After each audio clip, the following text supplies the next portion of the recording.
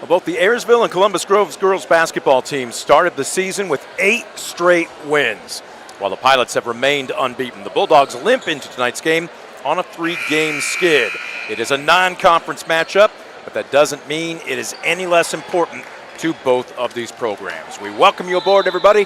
You are looking live down from half court at Ayersville High School as we are getting set for basketball. The Pilots 8-0.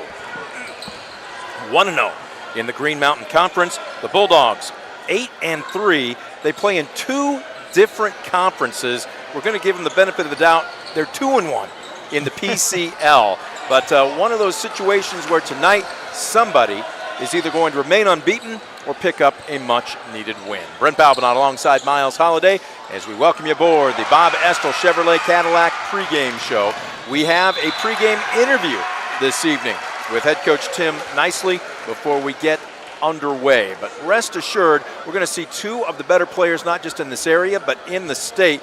Miles, let's go ahead and start with the Bulldogs' Lauren Achmoody. She averages just over 21 points per game. She's close to a double-double. To call her the straw that stirs the drink, I don't think goes really far enough. She really is the heart and soul of this squad. Brent, where else would you rather be than right here, right now? It's a 5-star matchup, really. 2 really good teams, and you said it right. Lauren Achmoody, she is fantastic. What a stat stuffer. 21 a game, 6 rebounds. Oh, by the way, she can dish it out 3 times a game, and she picks your pocket at 3 times a game. Oh, and icing on top of the cake, 22 points away from 1,000 in her career, and she's just a junior. And Ayersville, boy, they are up and down, big, strong, and lean. They are tough inside. It's going to be a great battle between perimeter play and the big girls inside. I want to get to Allie Schindler for Ayersville in just a moment. She is their leading scorer, nearly 14 a game, almost 5 rebounds. She's the only player in a Pilot uniform that is shooting free throws above 57%. Yeah. But I think the matchup tonight is going to be one of those anonymous voices in the chorus. Mabel McGuire, the point guard for the Pilots. She is basically a jack of all trades. She's that gritty, bring your hard helmet, bring your lunchbox style of player. She is going to draw Lauren Achmoody, and she told me I got to put her in a meat grinder tonight. Yeah, hello Mabel, right? You got that tough assignment. Are you going to be up to it? She is a tremendous athlete. It's going to be important that she limits the 3-point opportunities of Achmoody. When you take a look at the Bulldogs' production versus the Pilots, 2 players in double figures for Columbus Grove. We've already given you a little bit of background on Lauren Achmoody. They've got a sophomore post, again, in Nicole Nesby, just an underclassman, averaging 11 and 7. On the flip side, if you go up and down these statistical categories for the Pilots, yes, Schindler gets 14, but then you're going to see 8.5, 8, 6.5, 6.5, 4.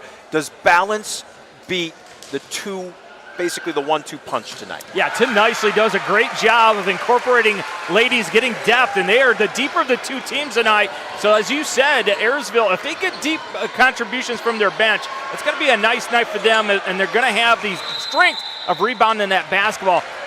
Paint touches, so important for Ayersville tonight. If it's an inside game, Ayersville's going to win this thing. Well, again, inside Taylor Kraft, she missed all of last season with a bad knee injury. She is going to go to Ohio Northern to play volleyball. Yeah, she is fantastic at the net. At 6'1", again, not a huge scorer, but she blocks shots. She alters shots. If you find yourself getting into the paint or getting a post touch, you're going to see a long, lanky arm in your face. She is kind of an unsung hero, but defense wins as many ball games as offense for this Pilot squad. It sure does. And Taylor Kraft, if she controls the glass, it's going to be a tough night for Columbus Grove. 11 rebounds a game, and you said a block. Well, it's always a block party with Taylor Kraft. 30 blocks on the season. She is a fantastic player. And the thing, if you watch her in volleyball, she's tenacious. She wants that ball. She loves those big moments. Taylor Kraft, along with Schindler, boy, they are a fantastic duo inside. We're just wrapping up the junior varsity contest. They're only playing 2 quarters tonight, so we'll have an earlier start than anticipated for the varsity. What we're going to do is take a quick break. Had a chance to stop out at the Pilots practice last night and talk with head coach Tim Nicely. He's in his 5th season after returning home to his alma mater. He'll break it down for us when we come back. Don't you go anywhere. You are watching the Bob Estel Chevrolet Cadillac pregame on DCTV Sports.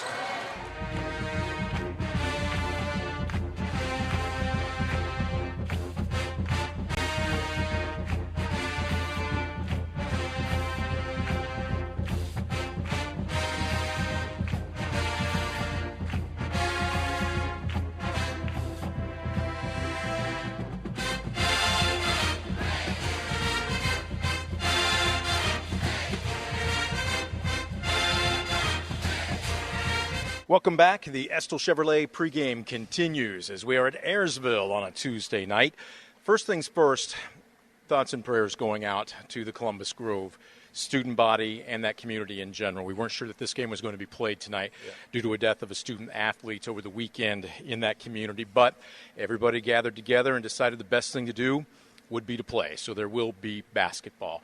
Ayersville and Columbus Grove getting after it. As a matter of fact, Ayersville unblemished right now, as Coach Nicely is smiling at me, saying let's keep it that way. First things first, let's rewind before we preview. Sound good? Okay.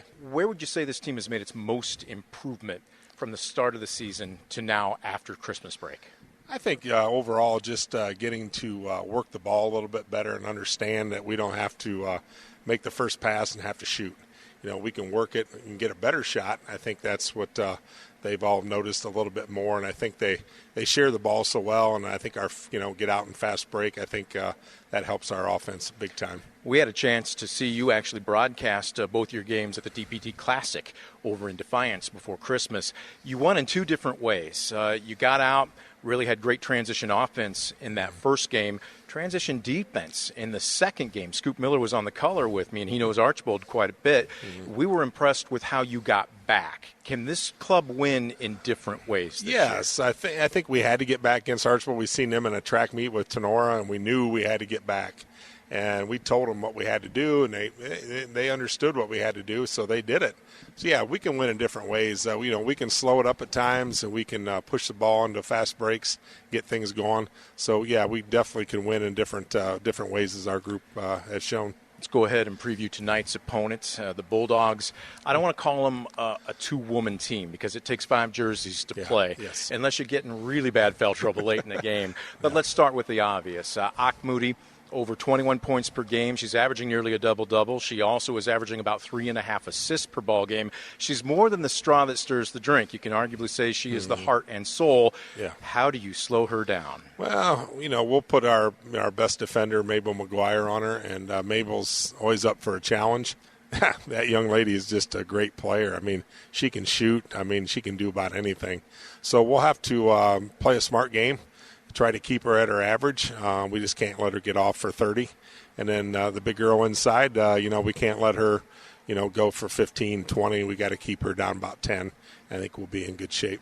Without giving away the game plan, but one of the things you focused on during practice last night was making Moody pick up her dribble, make her a little bit more one-dimensional. That's not going to be just one player. It sounds like you're going to be switching 1 through 4 on every screen, right? Yeah, we're going to be having to switch off on her because she just can do so much.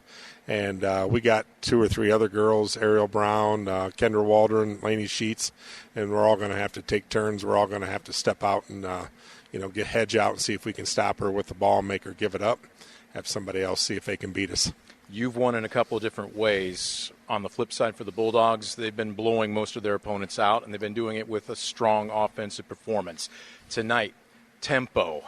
How fast do you want it? Does the salsa need to be hot or mild for Ayersville to win tonight? I think it's going to be medium. Okay. We're going to have to go hot sometimes and push it when we have the opportunity. But then also times we're going to have to slow it down when we don't have the opportunity to run. We get the ball out and we can run pretty well. We like to push the fast break.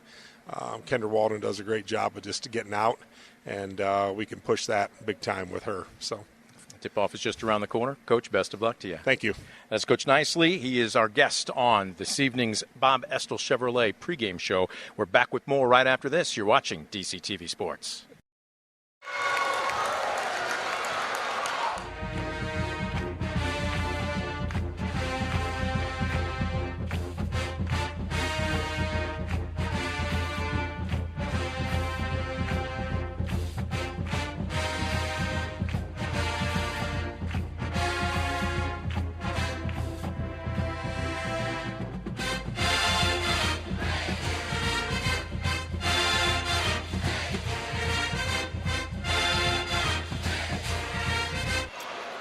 welcome you back to Ayersville High School. Again, Brent Balbanon alongside Miles Holliday as we are still about 17 minutes away from tip-off as 8-0 Ayersville, 1-0 in the GMC, hosting the 8-3 Bulldogs of Columbus Grove. They are 2-1 in the PCL. They also play in the Northwest League. I would have loved to have picked Coach Schrader's brain as to how you split time between two different conferences, but he's a busy man. He's got a job to do.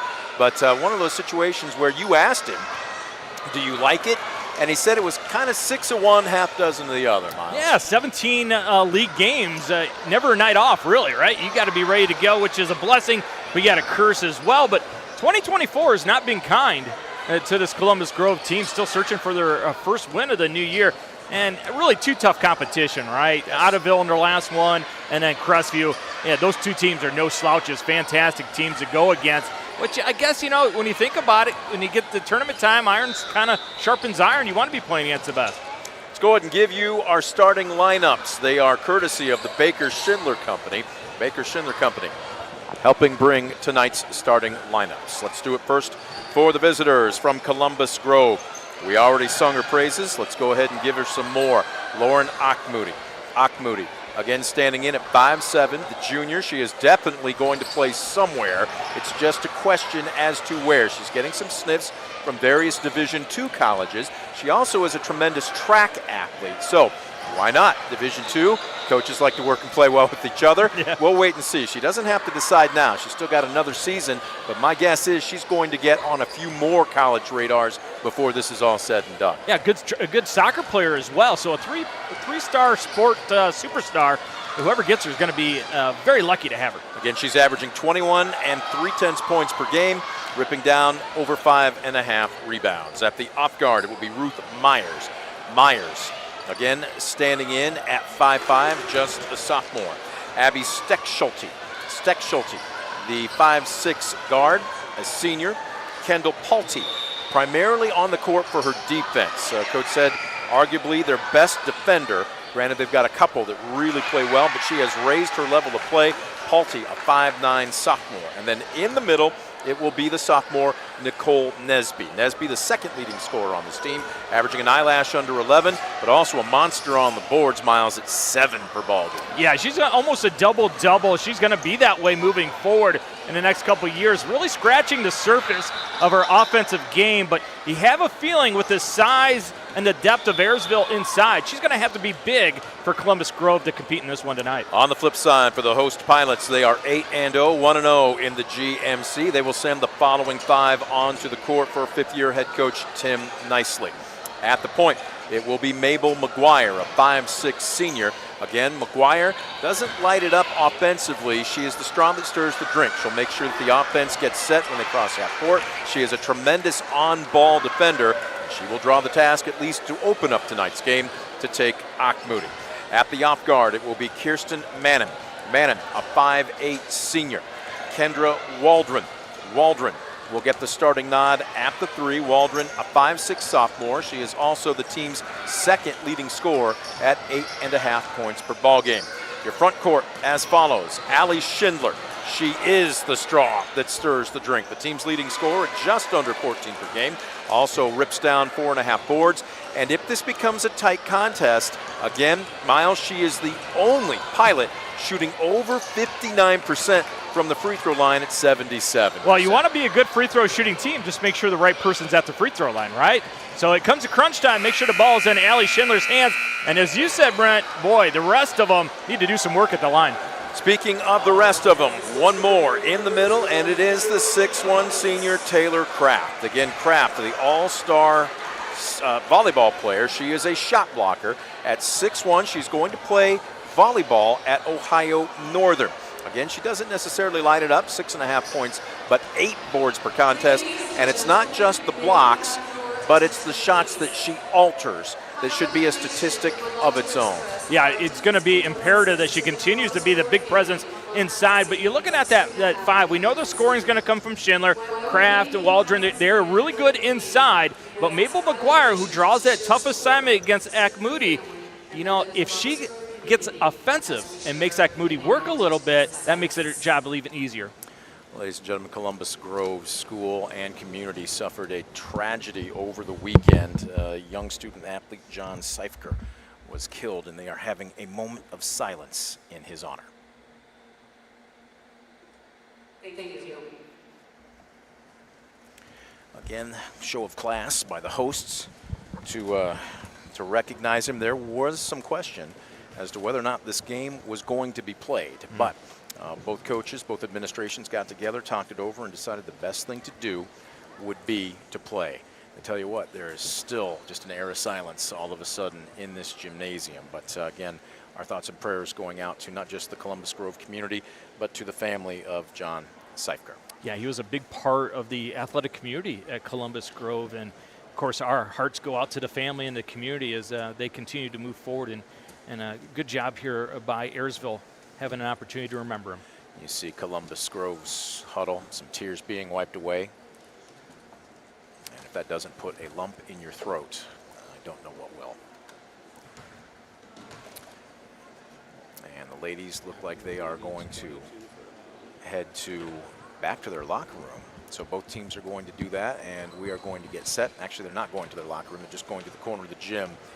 And I'm not sure how you transition from that to back into the pregame hype, but you got to find a way to do so. And they are doing so just there. You see it. Columbus Grove getting a round of applause from their Tell you what, they have traveled very well. The visiting side of Ayersville's gymnasium here is seeing a sea of Bulldog fans. Well, it's a community that loves their athletics, and they are not shy about showing that love, and they demand excellence down at Columbus Grove, and for the most time, they get it. And the pep band has fired things up as the Pilots explode through the banner. And now we are getting into the tradition and the 15 minutes of hype that will get us ready for 32 minutes of truth here this evening. 8-0 Ayersville versus 8-3 Columbus Grove. We're going to take a quick timeout. When we come back, Miles is going to break it down. He's going to give us our keys to the game. We are still about 14 minutes away from tip-off. You are watching Ayersville and Columbus Grove girls basketball on DCTV Sports.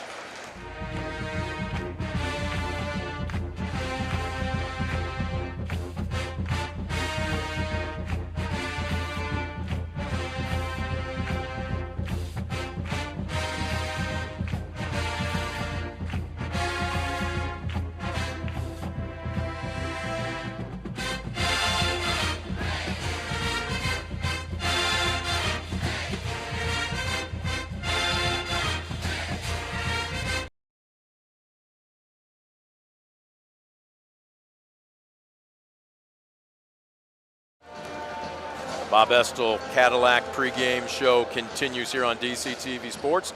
Brent Balbinot alongside Miles Holliday as we're about 13.5 minutes away from tip-off. Again, the Ayersville Pilots 8-0, 1-0 in the GMC, hosting the Columbus Grove Bulldogs. This is a non-conference matchup. The Bulldogs started the season, much like the Pilots did, 8-0, but they limp into this one with 3 straight losses. Their last one at Ayersville. And that was a game where they had an 11-point lead that all of a sudden evaporated. As a matter of fact, Lauren Achmoody looked like she was on her way to breaking the 1,000-point mark if she had averaged out what she had in the first 8 minutes. She hit 3 3-pointers. She had 14 points in the first quarter. She finished with 26, but as we heard Coach Brian Schrader say, Ayersville switched to a 1-3-1. They extended the foul line, and that allowed their wings to come up. And long story short, they got an Achmoody's grill, and she just couldn't get a good shot after that. Yeah, he played really 1-on-5, right? All 5 players kept their eye on Achmoody. And you're going to lose basketball games when your opponent shoots 61% from the field and 47 from behind the arc. And that's how Ayersville was able to get that victory. Instead, we'll wait and see. Achmoody is 22 points away from 1,000 career points. You know that the Pilots will wish her well, just not tonight. We'll wait and see. If she hits her average, she'll be just shy of it. But again, we talked about it earlier in the pregame. Mabel McGuire amongst others, but McGuire will draw her to begin with. And I asked her, how are you going to play with her? She goes, I'm going to come out. Normally, most coaches will say if you close out, they want you to close out probably around waist high because you can get a hand on basically the follow-up of the jumper. Or it makes it difficult to start your dribble around that. She said, Mabel said, I'm going to close out in her eyes, get in her grill. She can't shoot if she can't see the basket. An interesting strategy. We'll see if it plays out. Yeah, you just wonder if you maybe throw some powder in the eyes, too, to make it a little bit more difficult for her. But, yeah, everything at your disposal. It's going to take 5 ladies on the floor to really stop Moody. It's not one person. So you're going to have some great help side defense to stop her. Well, and let's talk about this, too. There are 4 other players in a Columbus Grove jersey. It's not Moody versus the world. Nicole Nesby, their sophomore center, is averaging double figures and 7 rebounds. But it's one of those situations where if you're going to draw 2, maybe sometimes more defenders, then somebody in your team's jersey is going to be open. And that's the thing that makes Moody so tough. Averages 3 assists a game. So you know she's capable not just of scoring the rock, but looking around and seeing who the open teammate is. On the flip side, for the Pilots, Allie Schindler again at 14, basically 13.8 points per contest. She's shooting 62% from the field. As we mentioned, the only Pilot to shoot better than 59% from the free throw line at nearly 77%. Kendra Waldron averages 8.5. Taylor Kraft averages 7.8, basically 8 points. Mannon at 6. Sheets at 6. McGuire at 4. More balance. But at the same time, they're not a three-point shooting team. They're going to work it around the perimeter, try and get something inside the arc. We'll wait and see because Columbus Grove plays some solid defense as well. Yeah, and you just wonder if Grove looked at those 3-ball numbers of Ayersville and said, hey, maybe we zone this up, make it a little more difficult for them to score inside. Because, Brent, you ready for this? Only 4 made threes all year long for the Lady Pilots. At some point in time, you're going to have to be a little bit better from behind the arc on that. Again, Coach Nicely told me the goal every game, not just this one, is 12 turnovers or less. On the flip side, we'll see primarily man-to-man defense by the Bulldogs. They will pull out a full-court press just to mix things up every now and then. But both teams will do the same thing. They will switch 1 through 4 on screens. They'll leave their posts down low to stay in a one-on-one matchup. So communication obviously going to be critical tonight. Don't be surprised if Columbus Grove does come out early and play man-to-man full court. They're going to have to turn over Ayersville and get some easy baskets. If this is a walk-it-up affair and grind-it-out affair, I think that really plays into what Ayersville wants to do. It's one of those situations, and I asked Coach Nicely, you maybe heard it during the pregame interview, I asked the same thing of Coach Schrader, said, do you want to run? Do you want a half-court style of game? Does the salsa need to be hot or mild this evening? And both said medium. We'll run when it suits us, and if we've got the opportunity, we certainly aren't going to put the reins on. But if it's not there, we don't want our guards trying to force something. Well, all coaches like to run when it's 1-on-0 or 2-on-0 or even 2-on-1, right? That's when you want to run, but don't force yourself into turnovers when you're running when nothing's there. And Ayersville prides themselves on their transition defense. I had a chance to call them at the DPT Classic prior to Christmas over in Defiance, and against an Archbold team that nearly scored 80 points the night before, all of a sudden it's not just 1, you'll see 2, sometimes 3 Pilot jerseys get back. And it's one thing to get back and maybe camp out around 5 or 6 feet from the basket. Nobody picks up the ball. And if you've got a good perimeter shooter or somebody off the dribble, they can nail 15-footers all night. No, you'll see 2 get back and somebody pick up and redirect the basketball. They really pride themselves here, the Pilots we're talking about, on their transition defense. Yeah, stopping the initial break and then the secondary break, important, and Ayersville does a really good job of this.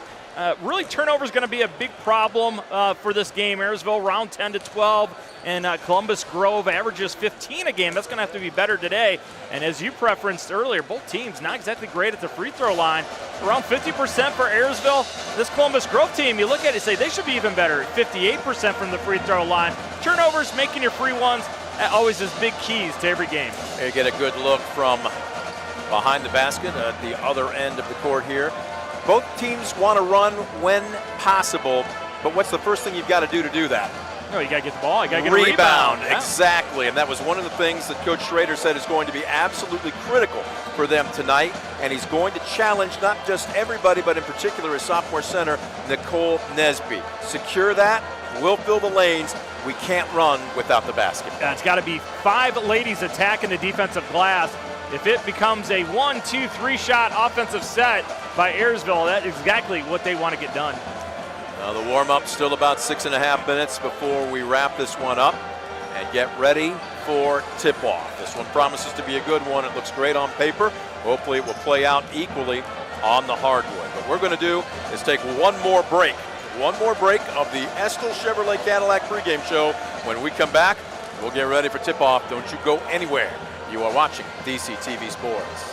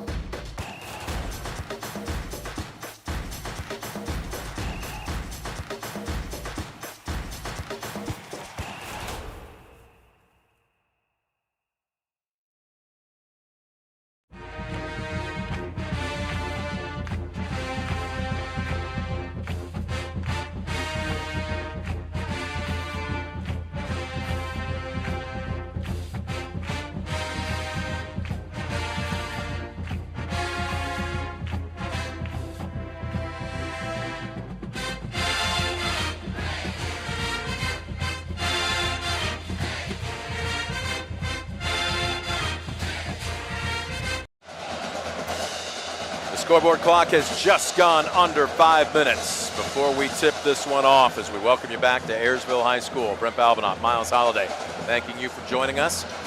We're especially thankful that the blizzard that hit all of Iowa and western Illinois turned from snow to rain as across the next 2 states. Just rain, as I say that, and 30-mile-an-hour winds here this evening.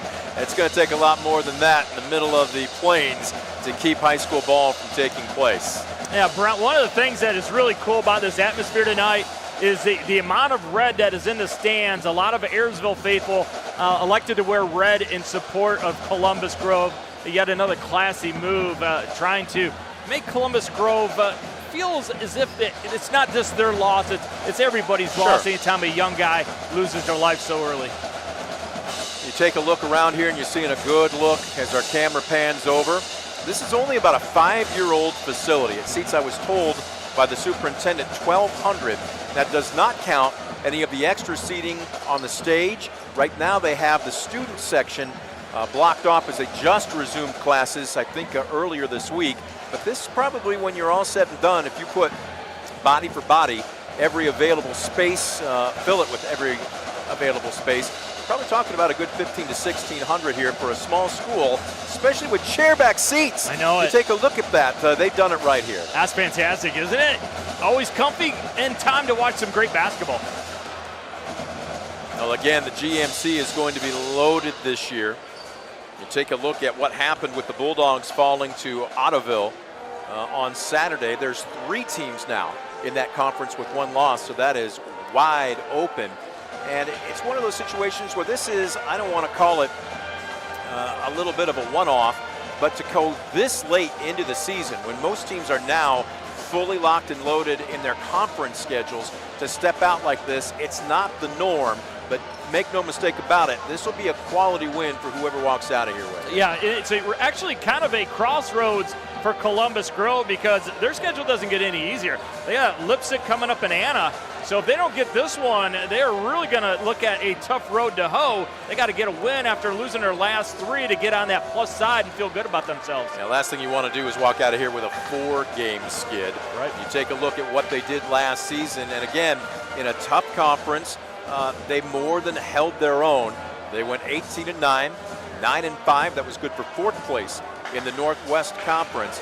Their season came to an end against Toledo Christian. I think that was the 2nd or maybe the 3rd round of the playoffs in a very low-scoring game, 43-21. On the flip side, Ayersville has just been dismantling everybody. They had a very difficult game against a good Wayne Trace squad last Saturday. Wayne Trace, a lot of underclassmen getting the starting nod on that roster. But what they do is play defense. They will lock you down. That was a 40-34 win. And Coach Nicely said, anytime you can get a win and walk out of there with a victory, we don't care what the score is. Yeah, the Winans twins for Wayne Trace, they are about as quick as a hiccup. They'll make you turn it over in a hurry.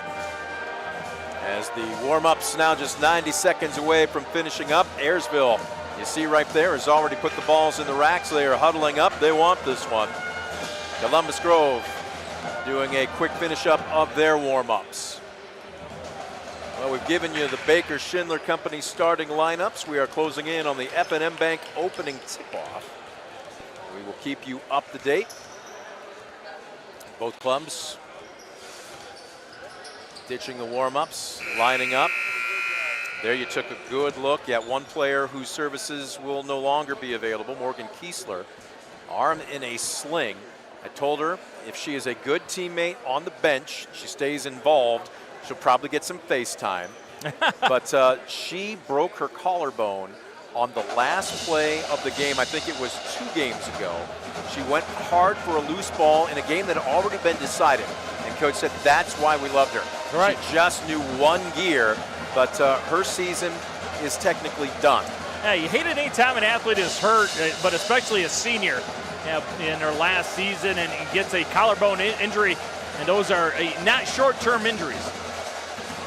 She's going to heal. She was one tough cookie. She said she did finally, when she got home, tell her folks, you know what, I think we do need to go to the hospital. She goes, this just hurts too much. Yeah, something changes when that adrenaline wears off, doesn't exactly. You're like, you know what, it's not going away, and the ibuprofen isn't working.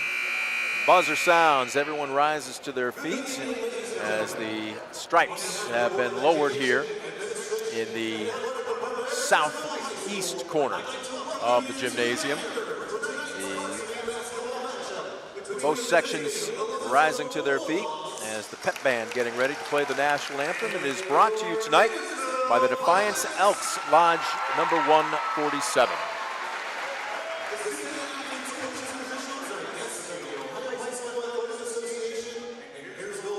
Three-man crew here this evening.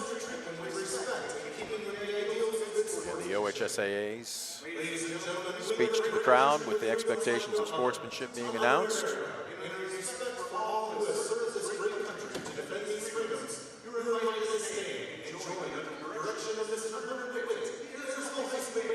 DeWitt's pep band ready for the national anthem, again brought to you by Defiance Elks Lodge 147.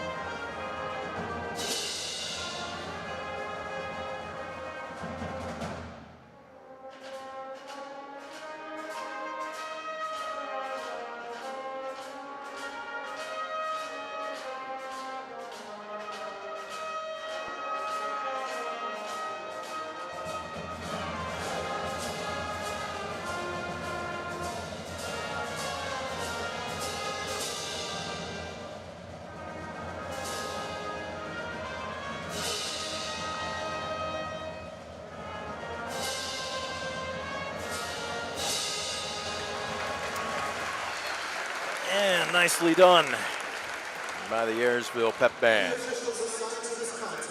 The national anthem again, brought to you by the Defiance Elks Club 147. Fans staying on their feet. We gave you the Baker Schindler starting lineups about 5 minutes ago, but they're officially going to be made to the crowd here this evening.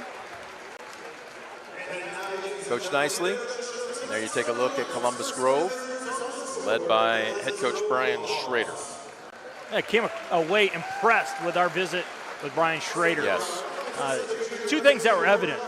He is an intense guy. He knows what he wants done. And then you can tell that he cares about his players as people first and foremost. Not one of those coaches who he never mentioned the word win when we talked to him, right? It was all about development. Impressive stuff. His ears turned red on a couple of occasions, and I'm like, boy, he's already working himself into a lather. Very intense young guy. We talked psychology of coaching with him, probably more than we did actual strategy and X's and O's. Yeah. You got to wear multiple hats as a head coach. Well, you know, Freud, he was a great basketball coach back in the day. Really? You know that? Yeah, undefeated. Yes. A lot of people don't know this, but he attended Paulding. Lights are off here. The hype video about to get underway. Cue up Thunderstruck by AC/DC.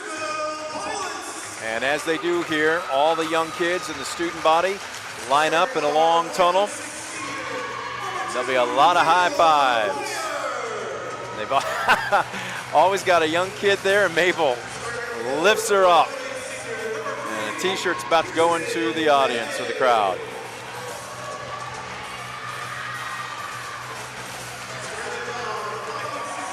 Might be difficult to see on your screen. Got a couple of spots that just kind of circulate around the gymnasium.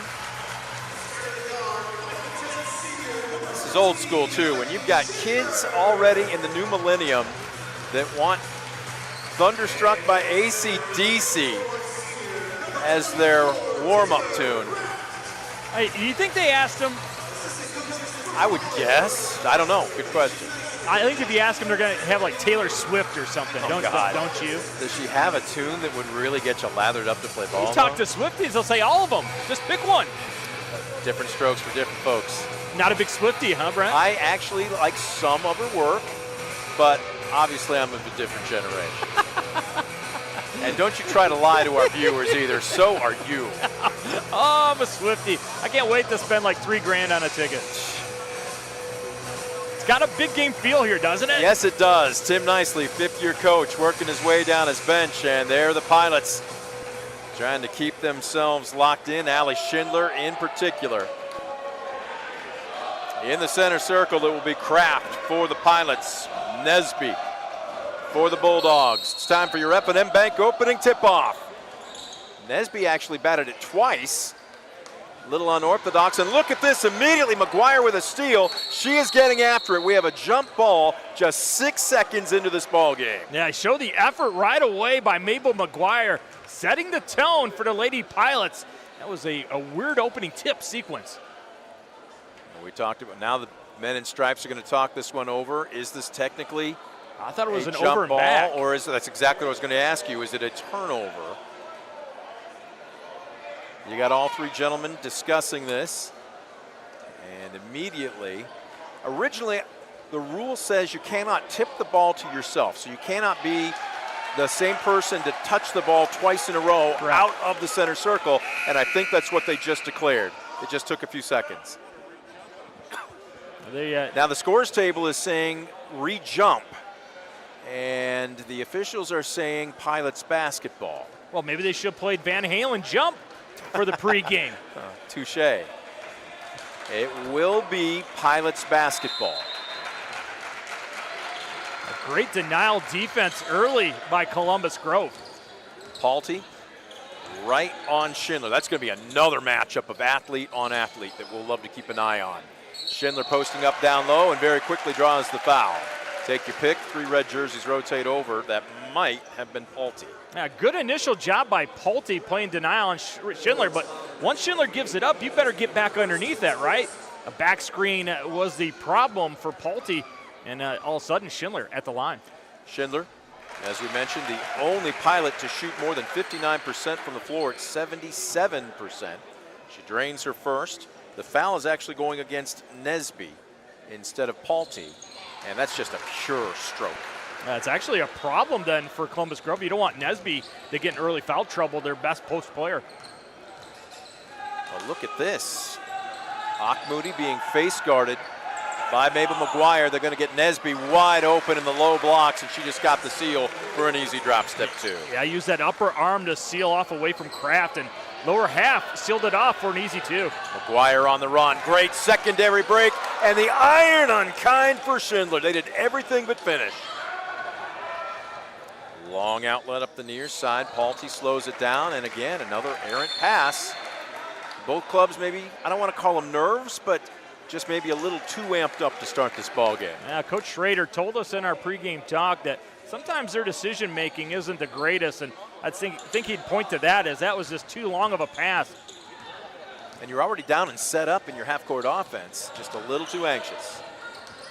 On the drive, Walden. Nice defense, cut off by Steckschulte. Kraft, not much of a ball handler. She almost lost it there and throws it away. Boy, Columbus Grove, they will contest every pass. Moody surrenders. Oh, that's just a great move, and again, just a little bit nervous. Steckschulte had the drive, got ahead of herself in an unforced turnover. Yeah, Mannon forced her towards the baseline. Couldn't use the left hand appropriately. Yet another turnover early for Columbus Grove. And look at this. The Bulldogs going to come out in full court pressure. Yeah, we talked about this in the pregame. Thought this might be one of their keys that they want to get done because they want to speed up this Ayersville team, get some steals. Bounce pass comes into Waldron.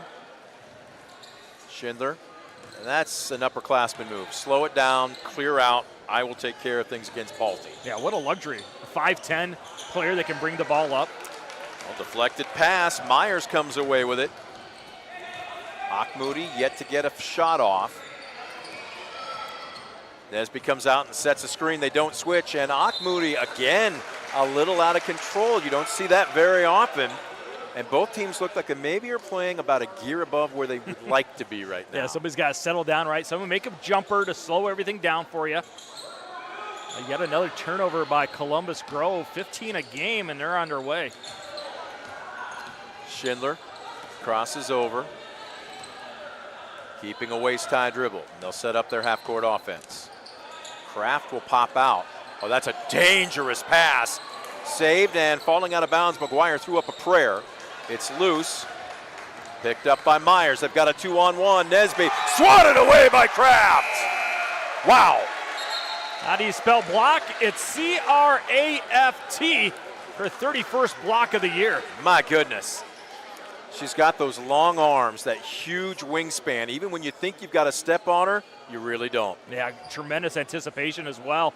2-on-1 break, but she played it perfectly. Bulldogs will maintain possession. Lob pass beyond the arc. Paulty sizing up a three, goes begging off the front of the iron. Fighting for it down low, Nesby secures it. And Nesby's been very active early in this game on the boards for Columbus Grove. Boy, nice close out there on Myers. Mannon with some good defense. On the dribble drive, into a double team. Great wraparound pass. They're going to wave it off and call a 3-second violation on Nesby. Oh my goodness, tough call. Yeah, it sure was, as Nesby is about to finish. We're going to stay here at 2-2. Both teams coming out strong defensively. Both teams offensively, maybe a bit rushed. We'll see who finds their rhythm first. Yeah, Paulty's got to be careful grinding on Schindler up top. McGuire. Kraft with the jab step. Another dangerous cross-court pass.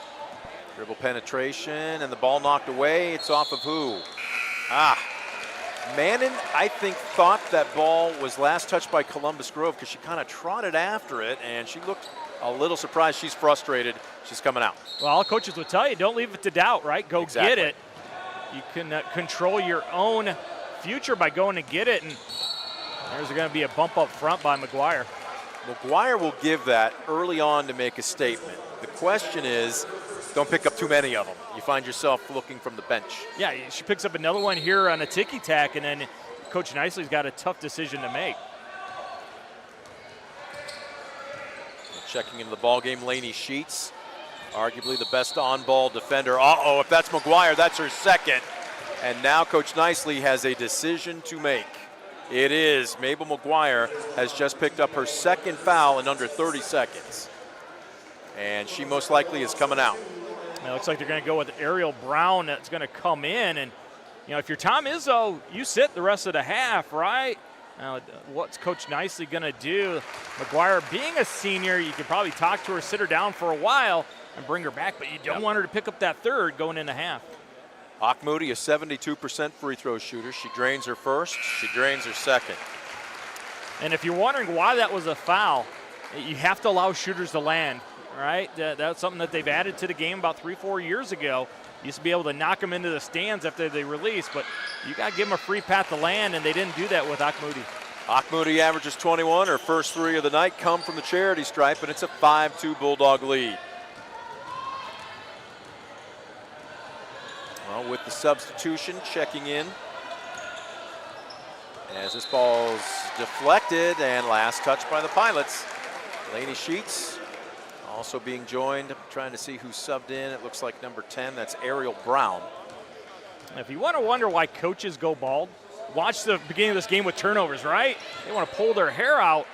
Way too sloppy on the offensive end. But I will say this, Brent, defense is being fantastic by both squads. And look at that, another block by Kraft, showing some toughness in the paint. Jump ball the call. The arrow stays with the Bulldogs. No, you just got to love Taylor Kraft.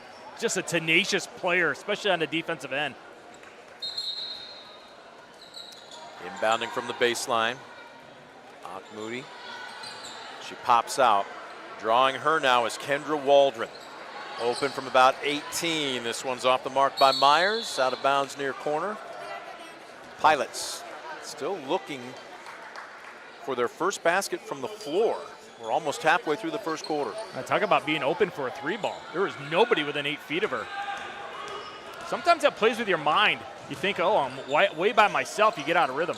Oh, wow. Schindler came flying in. That was the equivalent of Aaron Rodgers throwing a wide receiver open. There was not a Pilot within 3 feet, and she came flying to the basketball. Schindler is such a nice athlete. You can put it anywhere, and she's going to go get it. Inbounding on the baseline, Schindler kicks it right back out. Ball is stripped. Rare fast break opportunity for the Bulldogs. Myers can't handle it cleanly. She'll kick it back out up top. Nice jab step. Oh, Schindler with quick hands. It's a 2-on-1. Here comes Brown, coast to coast. Count it, and one coming. They're calling it off. They're going to say she walked.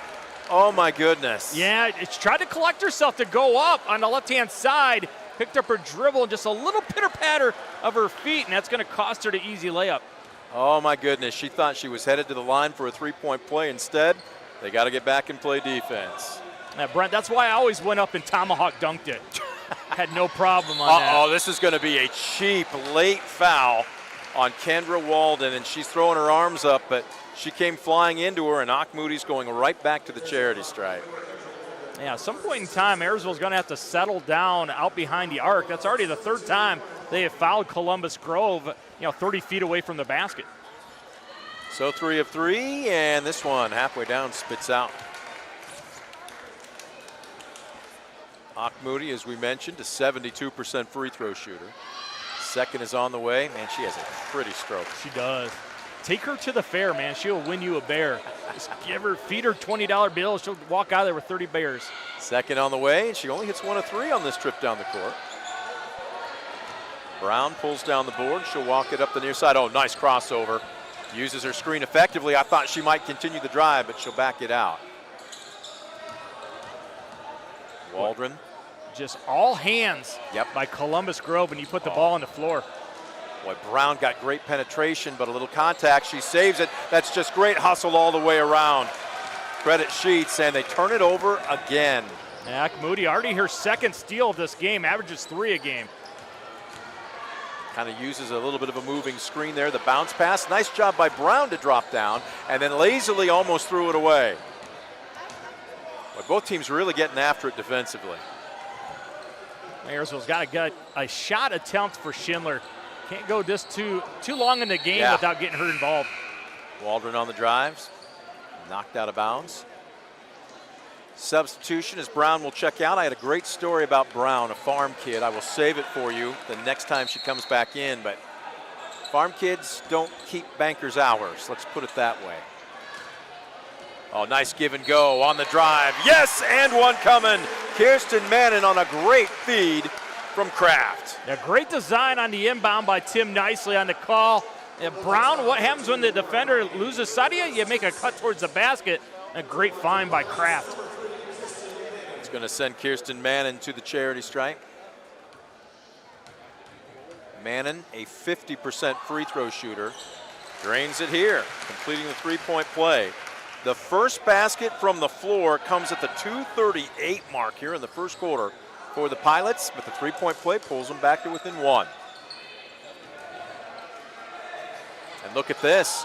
Big center popping up a three. It didn't catch any iron. They'll play on. This is Moody's bread and butter. Long shot, long rebound. Tries to find Nesby. Playing a little two-man game right now. Rescreening, nice switch. Kick to the corner, that's good penetration into the paint. Pilot fans thought Thompson drug her pivot foot, and this is going to be a steal.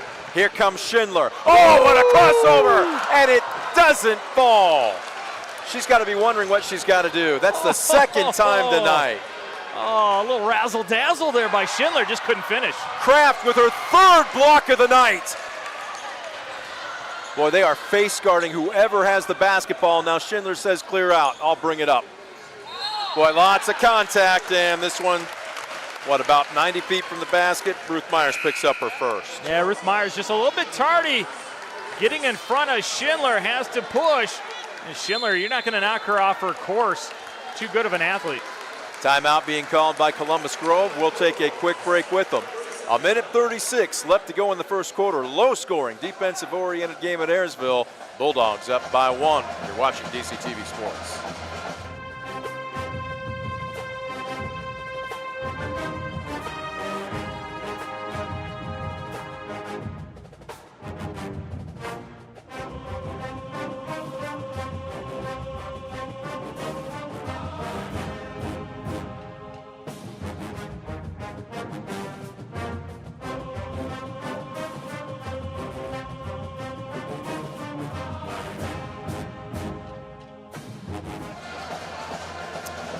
Get a good shot from our half-court camera.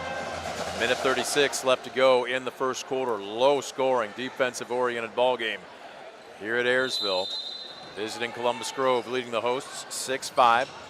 Pilots will inbound on the far side. Oh, nice cut to the basket, but cut off. Lainey Sheets thought about it. Columbus Grove doing a great job of staying between all the Ayersville players in the basket, forcing action to go over top of them. And you saw a great shot coming out of the timeout of Brian Schrader, head coach of Columbus Grove.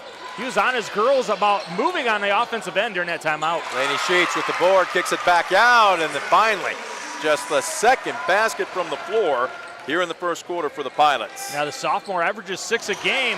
If she can be an offensive threat today, it's going to go a long way for Ayersville to win this one. Well, Kraft did not want to run the brakes. She stopped dead on a dime at the top of the key. Pilots, they can take the air out of the ball here, potentially work for the final shot of the quarter. They're spreading the floor, trying to keep it balanced. And Nesby all over Kraft. 15-footer, nice feed, down low to Schindler, and she draws the foul. Well, anytime you trail through the key, you're either going to foul or you're going to give up a bucket. And that time they trailed through the key, and Schindler got her best look of the evening. That's Moody's second partner. So both teams' point guards in mild foul trouble. I'd be surprised if she sits for an extended period of time in the second quarter. Maybe get her out right now. Let her sit for the rest of this quarter. Schindler drains her first. The problem, though, for Columbus Grove is who do you turn the point over to? Probably Myers. Second is on the way. High arcing, comes straight down through the cylinder. No rim.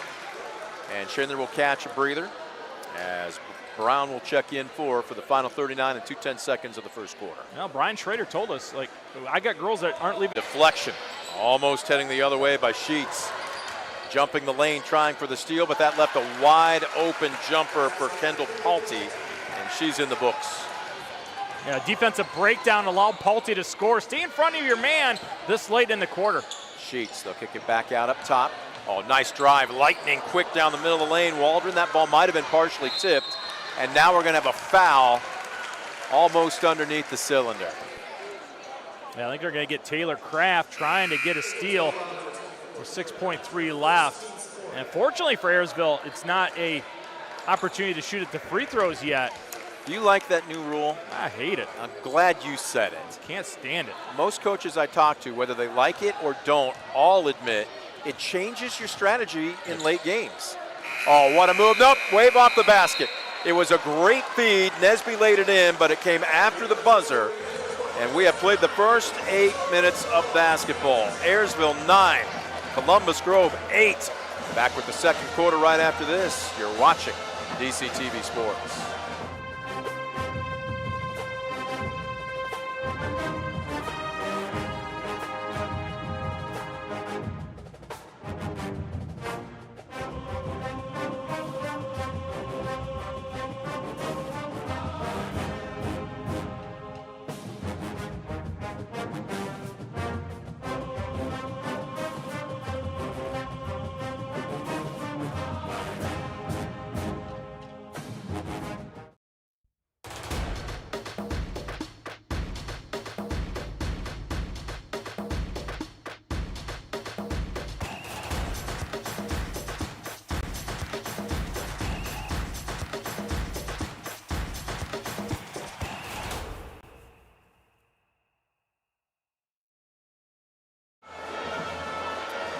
Second 8 minutes put up on the scoreboard clock. We welcome you back to Ayersville. Brent Balbinot, Miles Holliday saying thank you for joining us. A non-conference matchup, a rare one post-New Year's. Sees the host Pilots trying to stay unbeaten on the season. They came into this one 8-0 against the Bulldogs, who limp into this one on a 3-game skid at 8-3. Ayersville up by a point, 9-8. Now both coaches hamstrung with big players carrying fouls. But you see Mabel McGuire back on the floor with her 2, and Ack Moody with 2 digging in right there. Well, that was a forced pass down low, and Schindler just using great athleticism. But again, misses a bunny, and we've got a jump ball as it's tied up underneath the cylinder. Well, both Ack Moody and McGuire, both teams' point guards, have 2 fouls. Ack Moody just simply isn't going to come off the court. A little bit more depth for Ayersville, which we talked about during the pregame, Miles, and McGuire was able to sit most of that first quarter. Oh, how about that step through right there by Ack Moody? She misses, jump ball underneath. That is Nesby and McGuire. You got one of the tallest players on the court versus one of the shortest. She's not afraid to stick her nose in there. Remember, McGuire established the intensity right off that tip. Schindler with 4 points, all from the charity stripe in that first 8 minutes. Dangerous by Ack Moody right there. Almost picked up her 3rd. Kraft with a rare post touch. She spun. Now spins back into the double team, and her aggressiveness pays off. The foul is going to go against, I believe it's going to be Abby Steckschulte, number 22. And to be honest, I think she maybe has an argument. She looked set and vertical. Yeah, I'm not really sure what she did. She's like, look, I took an elbow to the grill. Why am I the one getting foul called? Taylor Kraft will head to the charity stripe. She has a very low line drive release. She's shooting just 42% from the charity stripe, but she drains her first. It doesn't waste any time, does she? No. It was one of the things that Coach was talking to her about when they ran this drill last night. He goes, you got 10 seconds because you don't need to shoot in 1.5. She drains both here, and it's the largest lead of the game for the Pilots at 11-8. Beyond the arc, Myers, down low to Nesby, and that's another 3 seconds, and the sophomore is frustrated. The second time they've been whistled for this, and it was Nesby each time. It's good to go camping, but only in the summer. Well, again, just a sophomore, she'll learn, but you'll hear so many times coaches talk about how youngsters especially need to learn how to repost. If you get pushed off the block or you're down there too low, you got to reestablish yourself. As that 3 almost banked in by Waldron. And here they come at the other end. Steckschulte backs it out, kicks it into a second gear. Dishes, Steckschulte didn't quite have her base underneath her on the long 3, but a nice weak side board by Pulte. This is a team that hits 31% of their 3 balls. A little bit cold here tonight. Steckschulte cut off by Schindler. No, check that. That was actually Myers. Steckschulte finds Nesby down low. She's got the seal. In and out. Battle for the board. Well, Nesby is strong. Myers on the drive. Cut off. Do we have 3 seconds again, or do we have a foul? The foul is going to go against the Pilots. Lainey Sheets, her first. The thing was, he didn't need to commit it, right? Just play great vertical principality right there. You have been in good shape. Don't bail out Columbus Grove. Far corner, Steck-Schulte surrenders. Moody for three off the backside of the iron. Oh, that's a dangerous pass. Waldron was able to play a little pinball with it. Pilots trying to slow it down and run some half-court offense. Nice give and go. A little too far behind the backboard, though, and Sheets had that one come off the side. That ball's kicked. That'll be a dead ball. Went to a basketball game, and kickball broke out. A good hustle trying to get it, but as far as I remember, you can't use the left foot, can you? Seriously, I'm asking you here, has either team really established a tempo yet, in your opinion? A sloppy one. Okay, well, you're being honest. Yeah, both teams really struggling, but I think a lot of it, Brent, is because the defense has been so good here tonight. Again, there's an unforced turnover. Moody was coming towards Nesby. Nesby looked like she thought she was popping, and miscommunication between the senior and the sophomore. The old, I'm going to throw it to the zig, but you zagged. And it's another turnover for Columbus Grove. Yeah, they're going to put this into the hands of Sheets, and she'll bring it across midcourt. McGuire, left wing. That's not this team's strength. Offensive board, though, picked up. And a nice job by Lainey Sheets to back it out. Tries to force it down low, but Schindler was drawing 3 red jerseys. Yeah, gets a lot of attention, and rightfully so. Steck-Schulte, good look. Wide open 3 near corner. It goes begging by Myers, and it's one and done. And that's, boy, a reach-in foul, or are we going to have a timeout? Yeah, Coach Nicely called timeout. This is a full, so we'll take a break with them. 5:02 mark, first half. It remains a defensive-oriented, low-scoring game. Pilots 11, Bulldogs 8. You're watching DCTV Sports.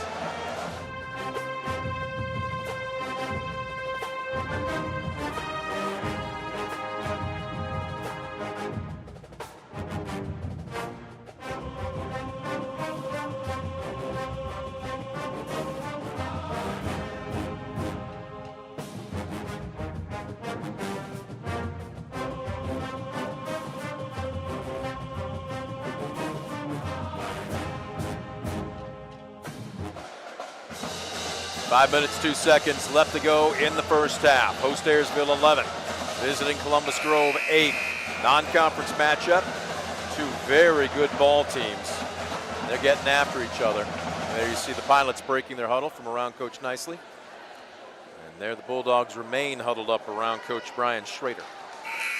Ayersville's going to have to find a way to get Schindler some shot attempts and not giving her the ball from 24 feet away, right? Awfully tough for her to score when she's that far away from the basket. Figure some things out to get her maybe a 1-on-4 look on a side. Well, unofficially by my book here, she has 3 shots, 2 in transition and 1 off an offensive board. She has not got a shot off within the progression of their offense yet.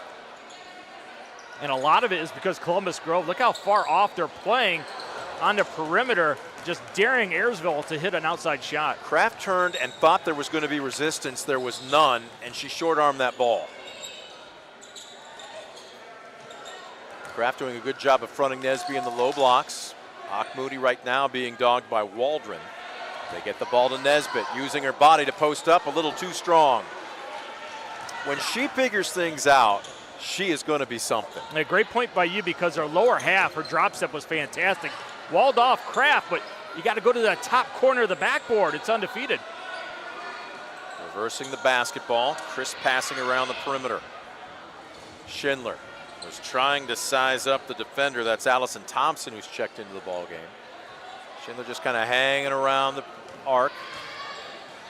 Skip pass. Oh, nice pump fake. Nice drive by Waldron. Ball swatted away by Nesbitt. Yeah, 2-3 zone, still frustrating Ayersville. They're running baseline against it. Nobody got free. Moody, step back 3, and that's her first basket from the floor. Yeah, in rhythm, off the dribble, release, rotation, and splash for the big number 2. She's got that step back down. Joke with Coach Schrader, she's got a little Caitlin Clark in her. And trying to counter at the other end, rattling home a three. That's Allie Schindler's first one of the year, and what a big time answers Moody. That is a Premier Bank three-pointer. Back-to-back threes. We're tied, a 3-point lead now back up.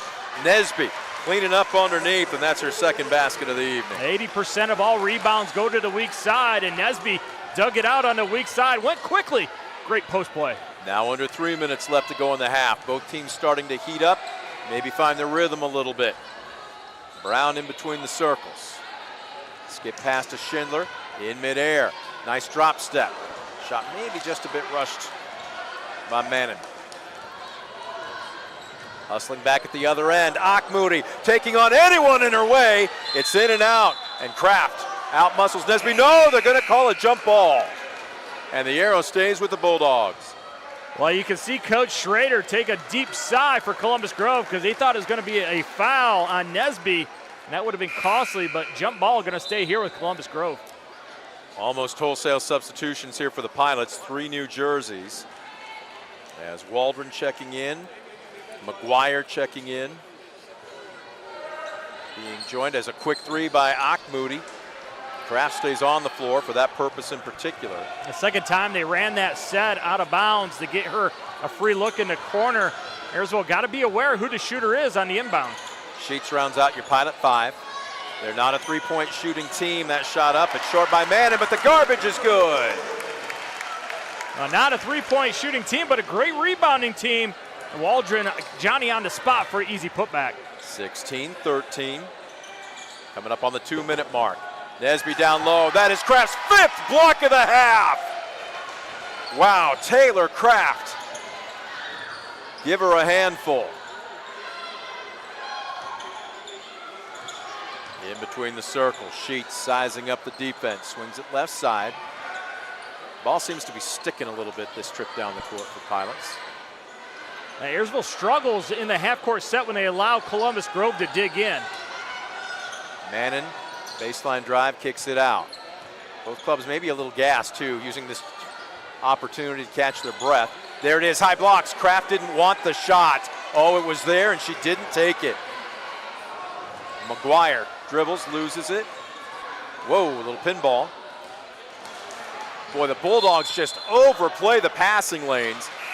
That is out of bounds off of Paulty, but man, you just do not have any daylight if you're the Pilots. At some point in time, Ayersville is going to have to skip pass against that 2-3 and take advantage of it. They are just too slow from side to side. And now back to man for Columbus Grove. It's a little bit of a chess match right now by Bulldogs coach Brian Schrader. With McMahon on the bench. How about Brian Schrader yelling dead, dead, dead on the side. Oh, what a pass. Nifty spin move. The iron unkind from Mannon. And again, she spun. There's where Nesby, I think, is getting into the heads of the Pilots. They spin. They think there's going to be a hand in their face. And for the second time, there wasn't. Yeah, already the 4th Miss Bunny layup opportunity for Ayersville in this game. Hidden points. Bulldogs can pull to within 1 or tie it with a 3. Good ball movement. Doesn't look like they're working for the final shot. Nesby down low and finally gets it to fall. She spun right and then went left. As she had Kraft pinned, realized that Kraft loves to go up and shot block. Spun back and it goes to her strong hand. Coach told us she loves to spin back to her right hand. You saw it right there. Coming up on 10 seconds left to go in the half. Kraft, oh, great give and go. Crossover. That was the right idea. Unselfish, but she took the extra half step before she got rid of the basketball. A costly turnover because it would have been an easy basket for Ayersville.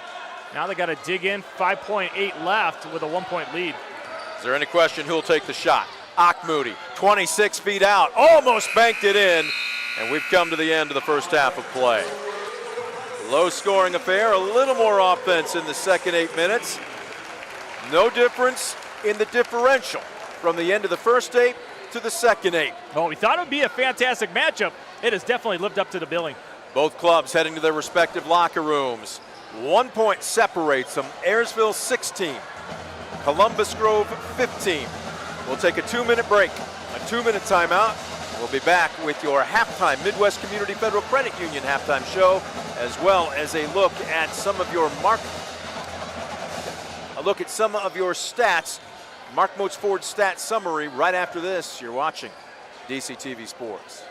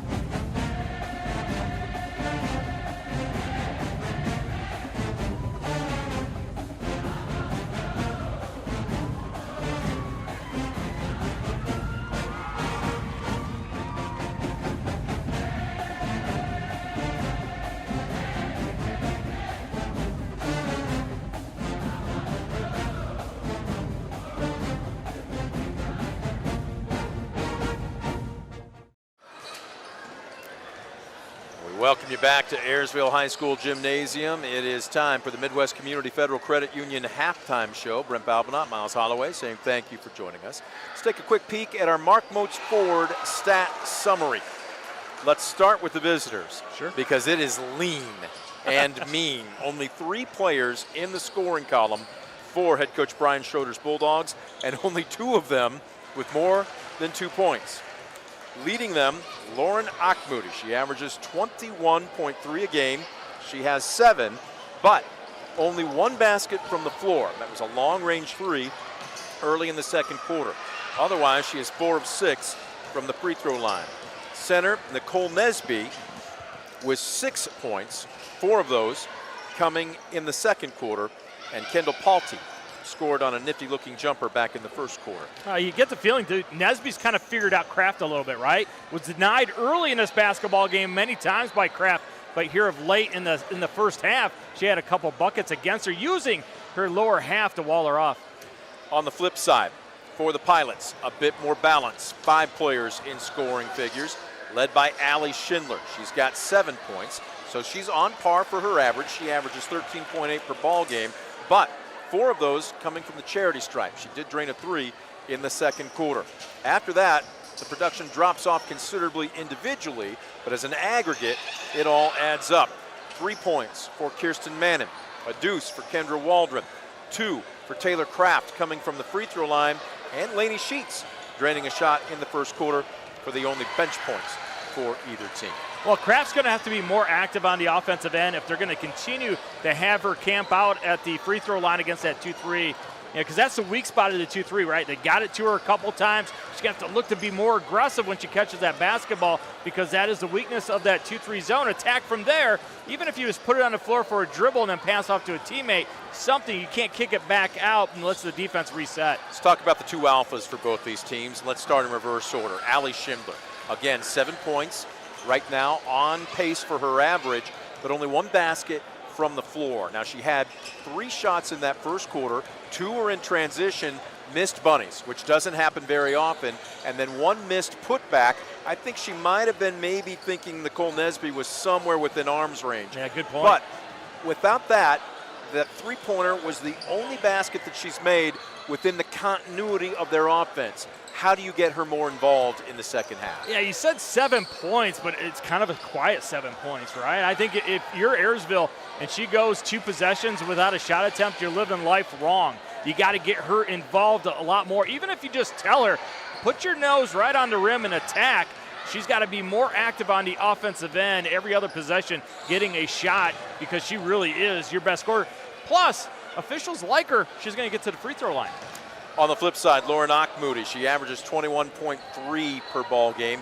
She's got 7. And again, like Schindler, only 1 basket from the floor. And that was with Mabel McGuire picking up 2 early fouls in the first quarter. They've done defense on her as an aggregate. But I'll ask you the same question. If you're Brian Schrader for the Bulldogs, how do you get your star point guard more involved? Ayersville's done a great job of bumping and grinding her. Started from the opening possession, right? Making her life very difficult bringing the ball up the floor. So if I am Brian Schrader, the head coach of Columbus Grove, I'm going to set a couple flat screens at about the timeline to get her free from there. If the screen, the player on her that is going to run into the screen or come off of her, and that's going to give her some room to run the offense, attack from there. But they're going to have to help her out because Ayersville being very physical.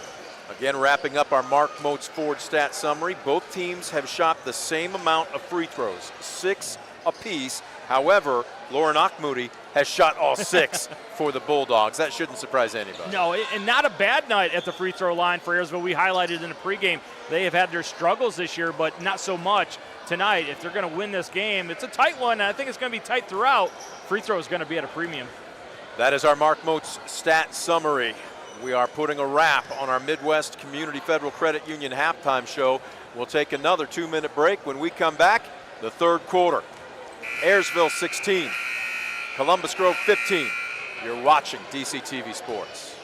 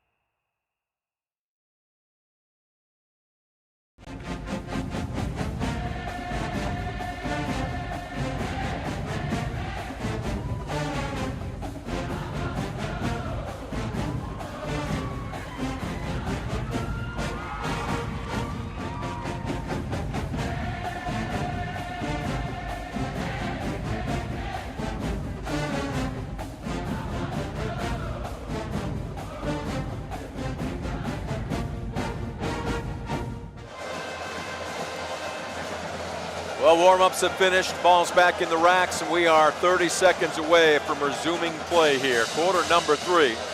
Non-conference matchup at Ayersville, but it is a big one. Pilots trying to stay unbeaten. They come into this one at 8-0. The Bulldogs started the season at 8-0 as well, but they limp into this one on a 3-game skid. Brent Balbinot, Miles Holloway saying thank you for joining us tonight on DCTV. Looks like the same starting 5 for both groups will begin the second half. For the Pilots, it's McGuire, Mannon, Waldron, Schindler, and Kraft. For the Bulldogs, Moody, Myers, Steck, Schulte, Palte, and Nesby.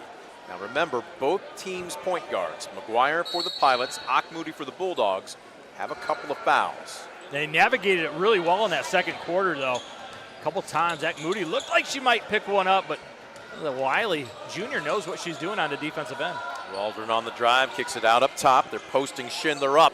There's a touch within the offense. She just couldn't get it to fall. Yeah, and Nesby throws it away. I love the spot that they got Schindler the ball, though. Her closest proximity within the offense, unfortunately, just a little bit too strong on that turnaround. They're going to say that ball was tipped by the Pilots. So the Bulldog and Coach Nicely disagrees. Yeah, he's definitely right, in my opinion. We saw it a little bit differently. Coach Nicely, not so nicely asking, hey, why isn't that our ball? He opened up his program to me yesterday when I came out to practice. It was fun to watch, but also get my scout down. Oh, great job to come off a back screen. Tremendous pass, and Nesby now has 8.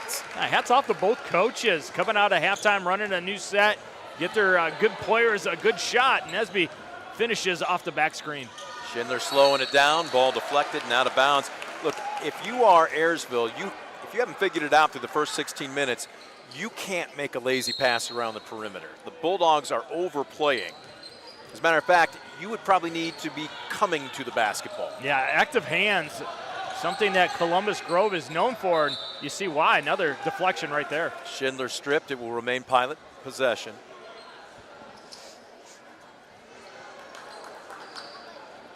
McGuire will be the trigger woman on the baseline. Dangerous passes. She lobs it out in between the circles. Kraft in the high blocks. Use the jab step, and this time she gets a dose of her own medicine, but Nesby will be called for the foul. And Nesby, such a youthful defense, right?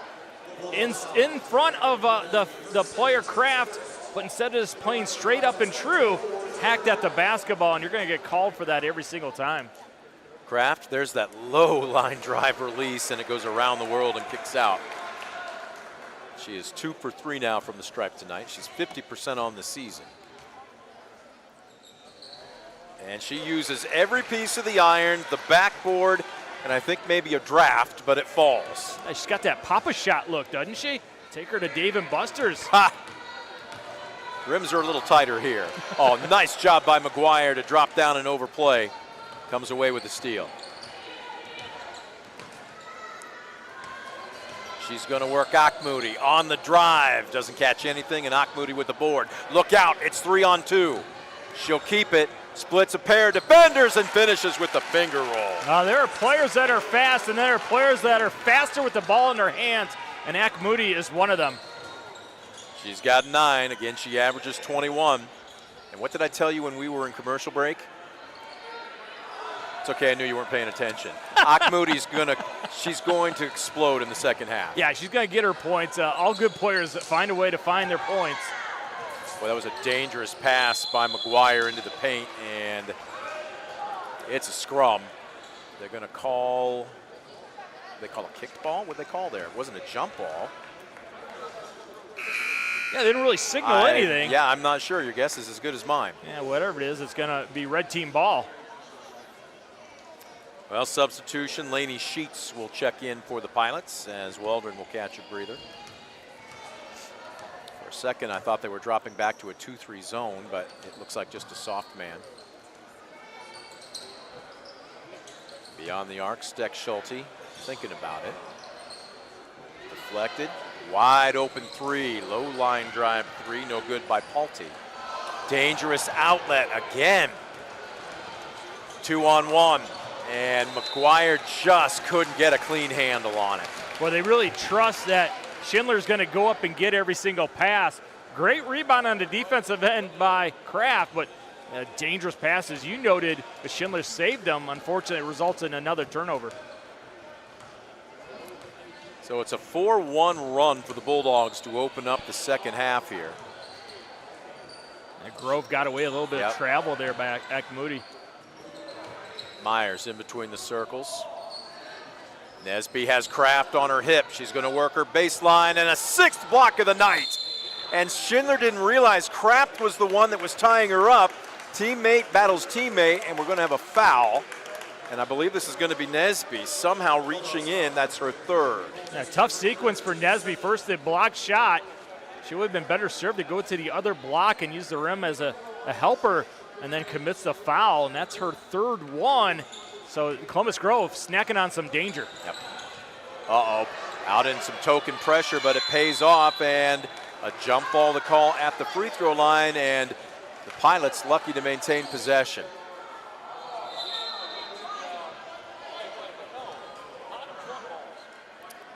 So they'll stay in the full court pressure. They will not put anybody, or are they now going to put somebody on the ball? They will, as Schindler will be the trigger woman. If you're Grove, once Schindler inbounds it, don't let her come back and get a free pass. Oh, she telegraphed that pass, and did that go off of her face? Falling out of bounds, Moody tried to throw it off of Sheets. That's going to be Moody's third. Oh my goodness, and Moody is being called for her third. Wow. And I was about to ask you, is that going to be enough of the press for the Bulldogs for the time being? There's your answer, right? You're going to go with the one-man pressure variety. Moody now carrying her third. Tough one because she's just going after the basketball. But you can't knock people down to get it. The irony is it was effective, but the fouls were just too high a price to pay. Kraft on the give and go. Schindler runs right into Nesby. Fantastic job to gather herself and square up to the basket. How about the strength? Just knocking away the defender Nesby, clearing a path. Moody hits the deck, and is that out of bounds or is that a foul? If it is, it looks like it's McGuire's third. We'll wait and see. It is. So both teams' point guards now in some foul trouble. Yeah, the thing is, you don't need to foul there. You're 25 feet away from the basket. She's not going to turn around and chuck it from there. Just play a little bit smarter and play a little off. The frustration right there for Ayersville. Ariel Brown will check in for more than spot minutes. Oh, wow, what a job falling out of bounds by Schindler. Somehow Johnny on the spot. Nesby lays it in, and one coming. Yeah, great players just make great plays at great moments. And Nesby finds a way to come up with that one and go through a little contact and to finish. Laney Sheets guilty of her second. Nesby to the stripe. She is a 57% free throw shooter, but hits here. And all of a sudden, it's a 22-19 lead. It's a 7-3. Can't call it a run, but outscoring the Pilots here to open up the third quarter. Kraft in the high blocks. Immediately down low. That's just great high-low looking. And Schindler with her second basket from the floor in the second half. Credit Tim nicely at halftime, recognizing that they have to get Schindler involved in the key paint touches coming up big in the second half for Ayersville. Brown will draw Moody now. Nesby posting up big, battling away with Kraft. High blocks, and Kraft rotates over her seventh block of the night. Here comes Schindler on the fast break. Spotting up, and a little dipsy doodle for Laney Sheets. And just like that, the Pilots back on top by a point. Now Laney Sheets running the floor, getting rewarded, and they're going to get a delay game warning as Schindler contacted the basketball. 23-22. Allie Schindler starting to pick up her game. We'll have a couple substitutions for the Bulldogs. Palty checking out. Or is she? Is Coach just talking to her? Nope, she's heading to the bench. They brought in Jade Siefker, number 10, in the far corner. Moody with a dangerous cross-court pass. Also in Allison Thompson from beyond the arc, off the heel of the iron. Rebound, swatted out of bounds, and unable to save it. Moody, though, only has one gear. Yeah, how about the quickness there? Unbelievable. I didn't think she was going to be able to grab that ball before it went out of bounds, but she was able to get over there. Pilots want to run, but sometimes discretion is the better part of valor. Secure the basketball and let them clear out. Schindler hits the deck. I don't think if she had caught her from the waist down, if Schindler hadn't fallen down, I'm not sure that was going to be a whistle. But as it is, it's going to be the second against Myers. Yeah, another one of those fouls that Coach Schrader looks at, like, why? Why are we doing that? Yeah, you reach across with the wrong arm and contact the dribbler. That's easy for the official to call. Coming up on the 3-minute mark, third quarter. Still a lot of loose ball. Here's Brown.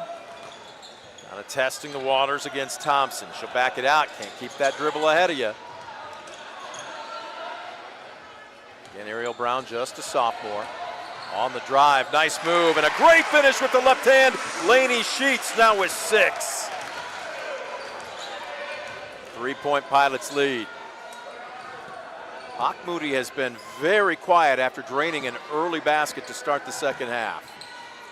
They find her in the corner here. Brown sticking to her. Now, they had a good opportunity for a two-man game on that side with Nesby and Moody. This is where I think you want Moody with the ball at the top of the key, don't you? Yeah, much better job defensively by Ayersville. Wow, a long 3 by Ruth Myers. That's her first points of any kind so far tonight, and it's just tied the game. Yeah, Ruth Myers, 19% from behind the arc on the year, 100% that time. Sound like, oh, I don't know. I'm trying to think of his name, Paul Rudd's character in Anchorman. 60% of the time, it works all the time. I wear that cologne. Jump ball, Sex Panther? Yeah. Please, we would smell you. You would not be in this gym if you had. We'd be calling out the fire department. $1:59 left to go here in the third quarter. I tell you what that 3 by Myers did, though. It knotted things up. Yeah, that really got out of hand in a hurry there. 25-25, kind of sauce for the goose here. Zach Moody into the front court. Oh my goodness, heat check. Off the left side of the iron. Kraft taps it to Schindler. Schindler, they don't have the ball centered, they don't have the numbers. She's gonna stutter step, tries to reset, crosses over, it doesn't matter! What a play! All effort, Allie Schindler carrying the offense on her shoulders. Nice little step into the lane and a better finish. Schindler now with 13, just a point below her average. Pilots back up by a pair. Elise Fortman, a seldom used reserve, is into the ball game now for the Bulldogs as it's one and done on that trip down the court. Yeah, good execution by Grove on the short corner, but a better defense in the low block by Kraft. Popping out, Sheets, keeping a waist-high dribble. Off a Kraft screen, spots up from 15. That's a well-run play. Lainey Sheets coming out party offensively. Been big in the second half for Ayersville. Nesby in the high blocks. Fortman from the far corner. Oh my goodness, are you kidding me?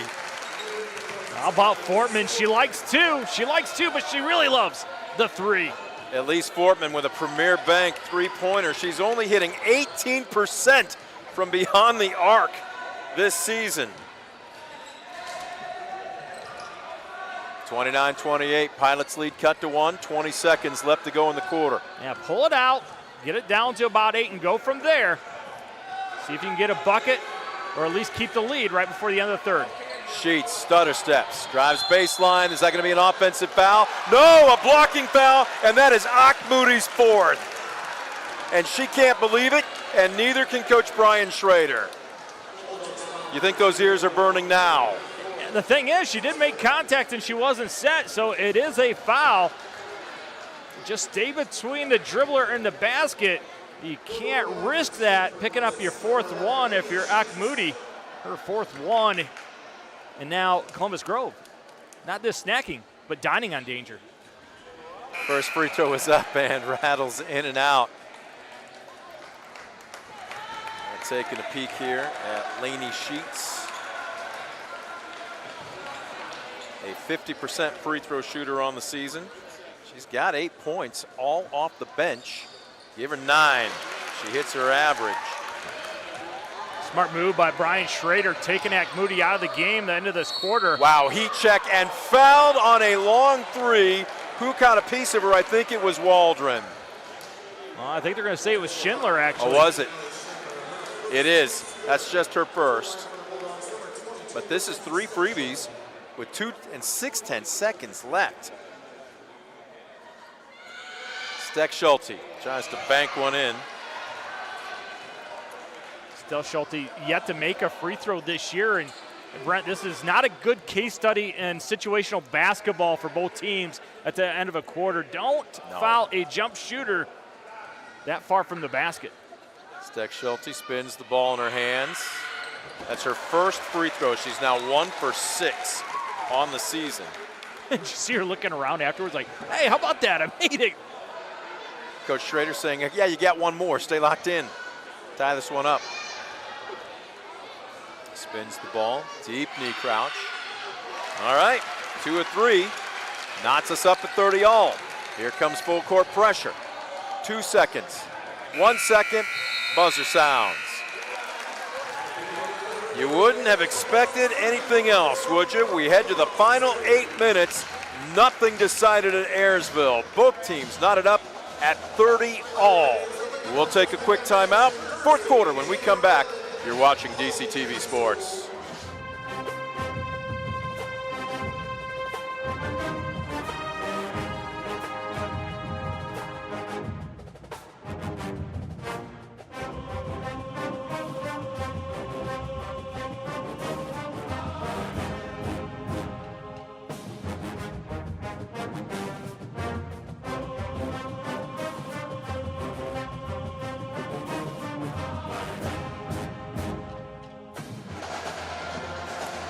Final 8 minutes put up on the scoreboard clock.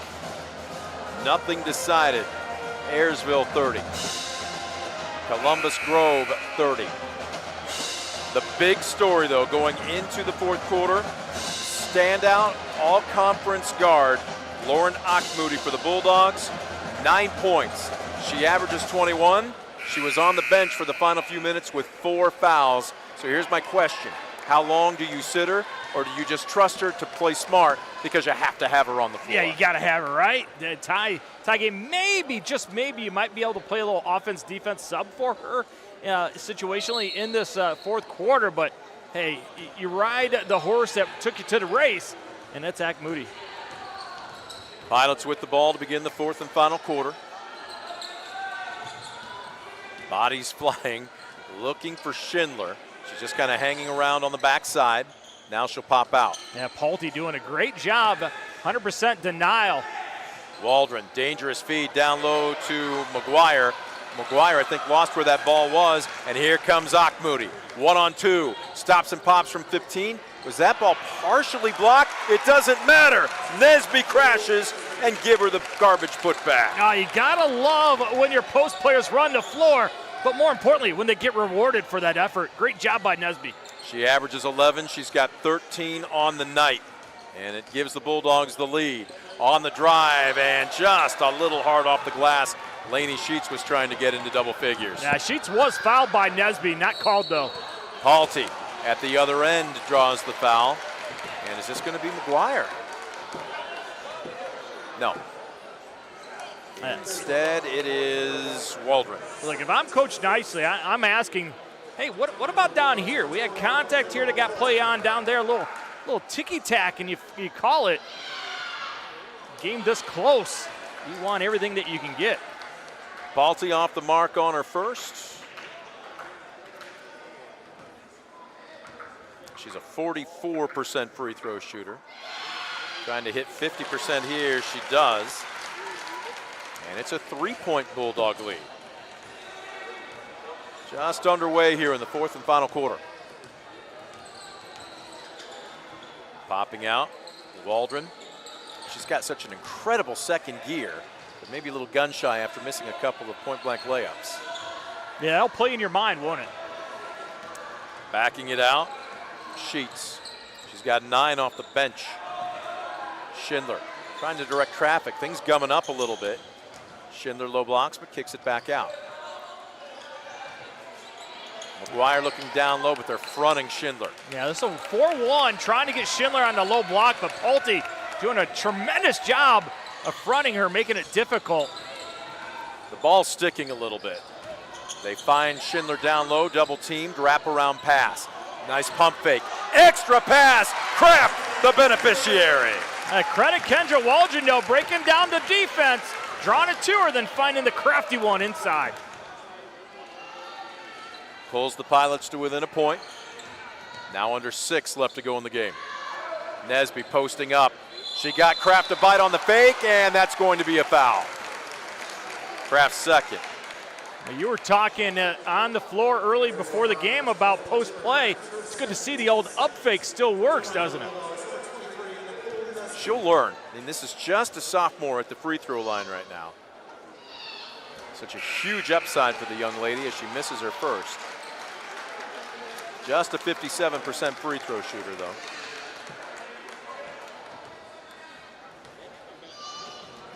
A little bit of an open stance, and she missed them both.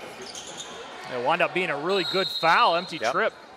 30-second timeout being called by Coach Nicely. We'll break with them.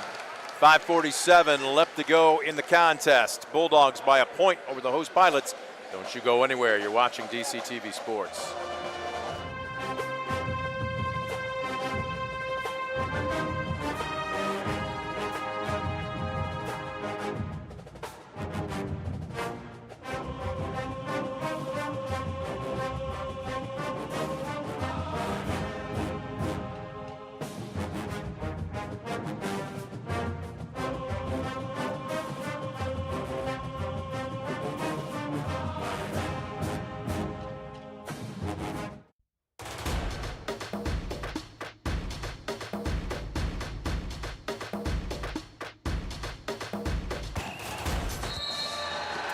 .547 left to go in the ball game. Visiting Bulldogs 33, host Pilots 32. Ayersville trying to remain unbeaten on the season. They've got some work to do. Exploding a little bit of an odd angle there by Sheets. Offensive board and hustling the other way. Ella, check that. That is Ruth Myers. Long three. Another board, and who's the foul on?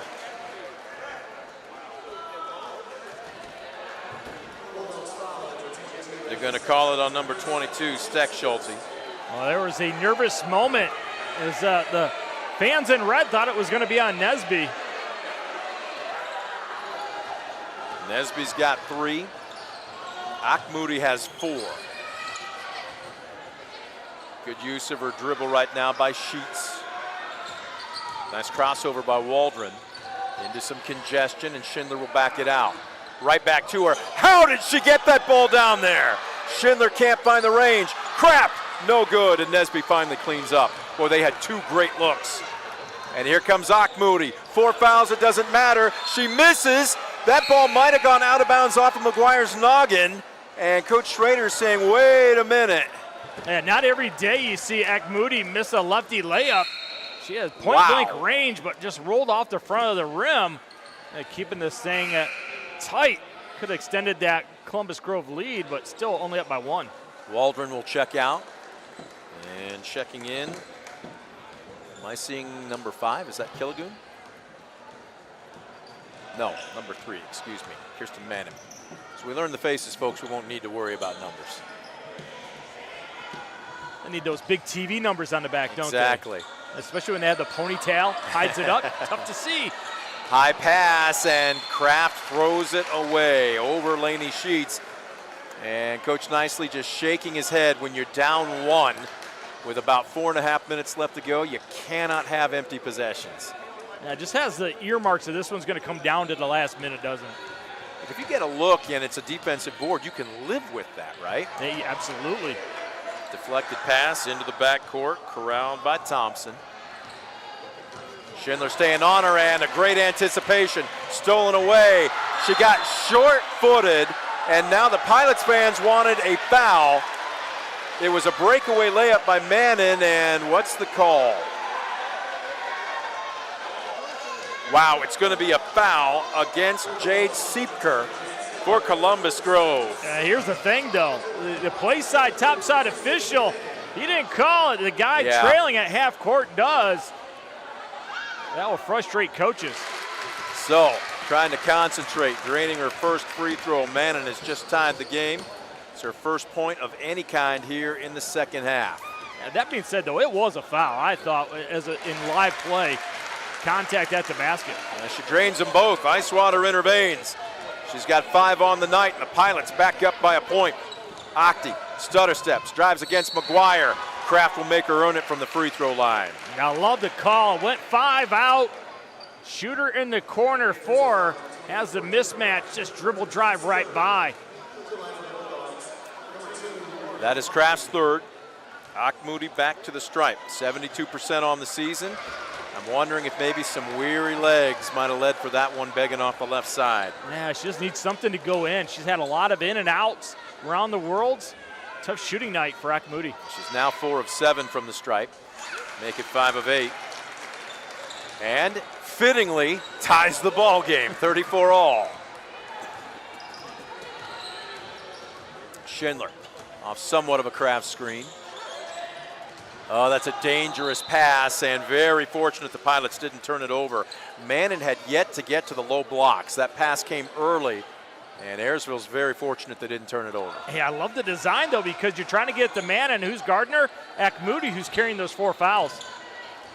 Crossover dribble. Sheets trying to get into double figures. Well, lots of hand checking. Surrenders the basketball to Mannon. Low block, Schindler. That's who you want to have the basketball. A good find by Mannon. Moving without the basketball very efficiently. Schindler. Wow, Akmoudi, heat check. Around the world it kicks out. Loose ball, staying with it. It's one-on-one, losing it. This is all or nothing. It trickles off the base of the iron.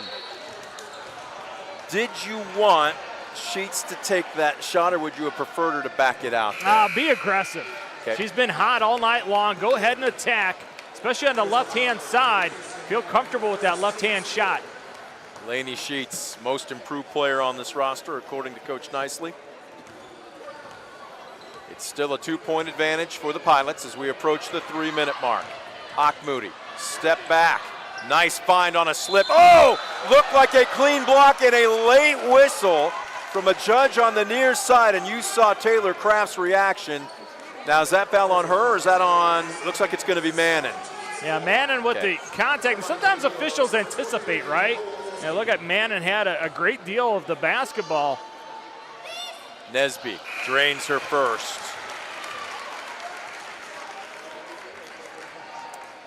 Sub here as McGuire will check out. Nesby will try and tie the game. It's long. Kraft cleans the glass. Here comes Sheets. And Coach Nicely wants a timeout, a full timeout. We'll take one as well. Catch your breath and buckle up. The final 3:06. Nothing decided here in Ayersville. Pilots up by 1. You're watching DCTV Sports.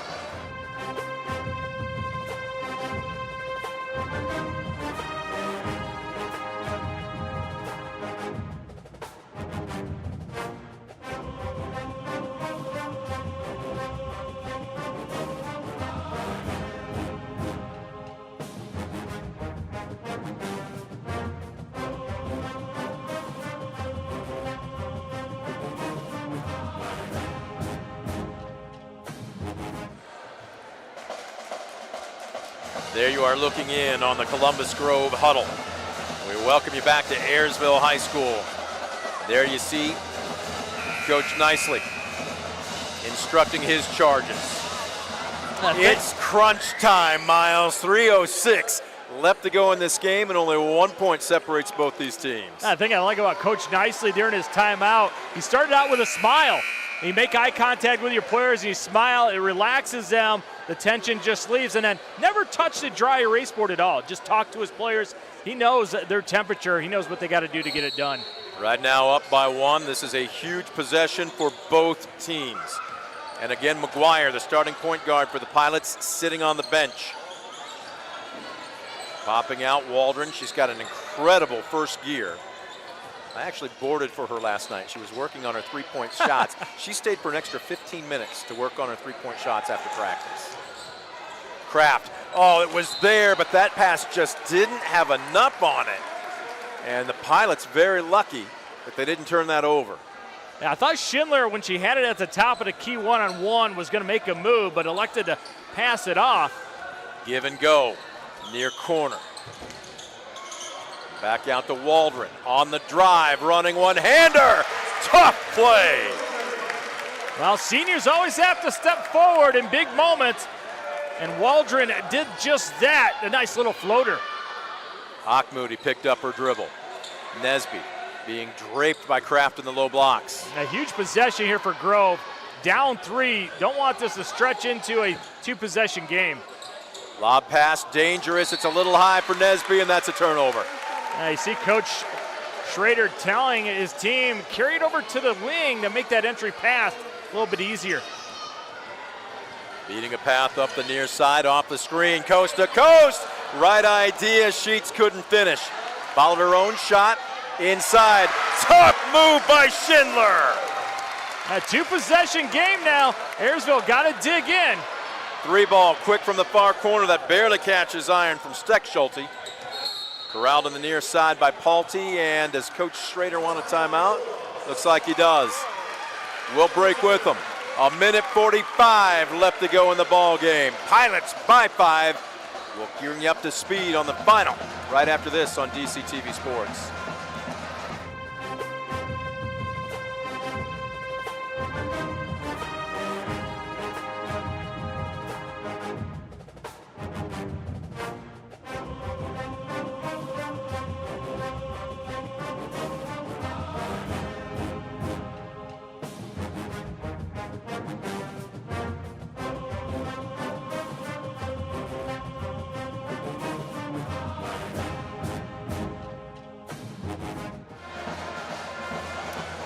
There you take a look at an Ayersville huddle that is all business as the Pilots hear the first buzzer sound. $1:45 left to go in regulation. They lead the visiting Bulldogs 40-35. On the flip side, again, all business. You see Coach Schrader maybe being a little bit more demonstrative in that huddle, trying to get his point across. Yeah, he wants to know where the ball is going to be put out of bounds at so he can make sure he gets the set that he wants. That full court press for Columbus Grove has been effective. The problem is they have fouled too much in it, and they had to back out of it. This is a really tough spot to inbound a basketball. Well, again, Ayersville has 2 timeouts left. Columbus Grove with 3. And a whistle sounds as the ball is inbound. We have an immediate foul. Mannon tried to hide. She knew she committed the foul, had that cringe look.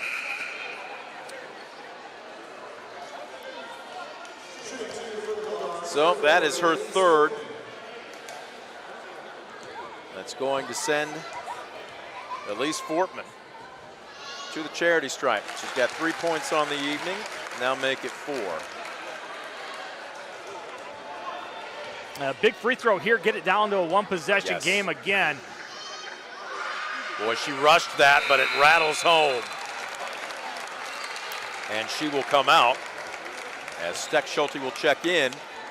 And the Pilots, no surprise, will face the teeth of a full court press. Yeah, nice piece of coaching by Brian Schrader there, having someone come in from after the free throw because it forces a timeout where they have to take the ball out of bounds without going quickly. Kraft with a dangerous pass, and right now Ayersville can back it out. They don't need to hurry. They can take some air out of the ball, not to say that you don't run your offense. It's getting physical. Schindler double teamed on the near side. They get it back out to Kraft. And now they're going to slow it down, catch their breath, and reset. Yeah, if you're Ayersville, take care of the basketball, Yep. make your free throws. You're going to feel good at the end of this one. Sheets has picked up her dribble. Somebody's got to come help her. Do they call a foul or a timeout? It's going to be a foul.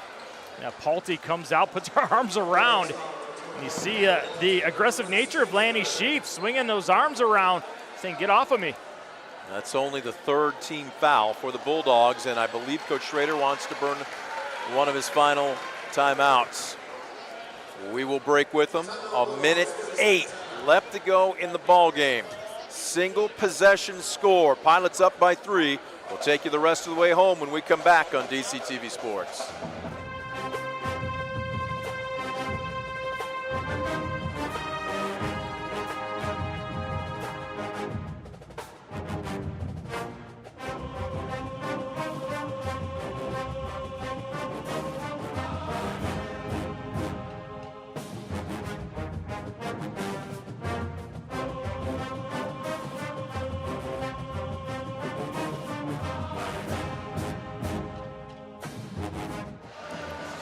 1 minute, 8 seconds. That's all that separates one of these two teams from a victory.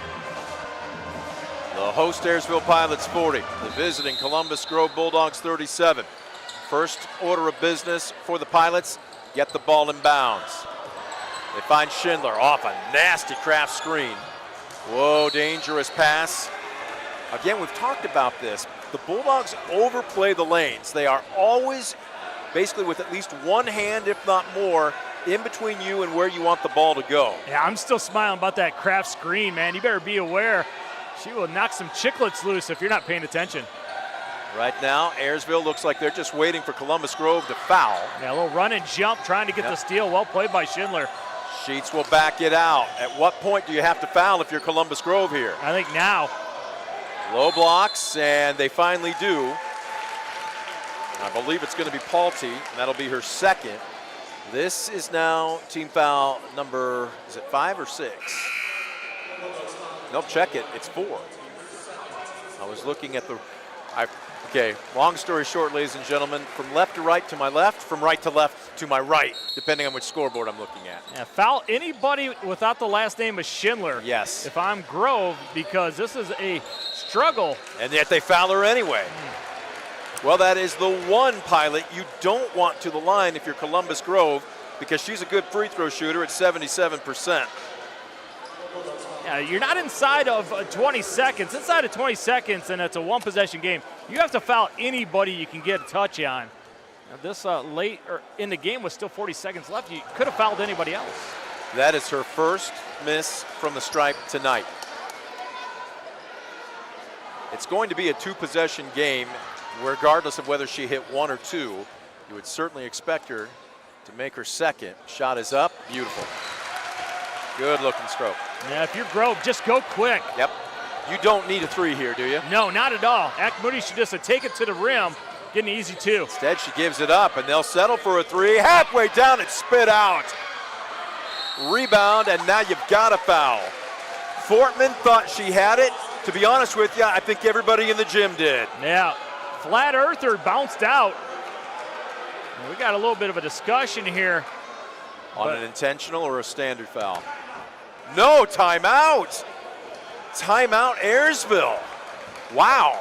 So that changes things, because now instead of going to the free throw line with what would have been the 6th foul, they've got to worry about getting the ball in against full court pressure.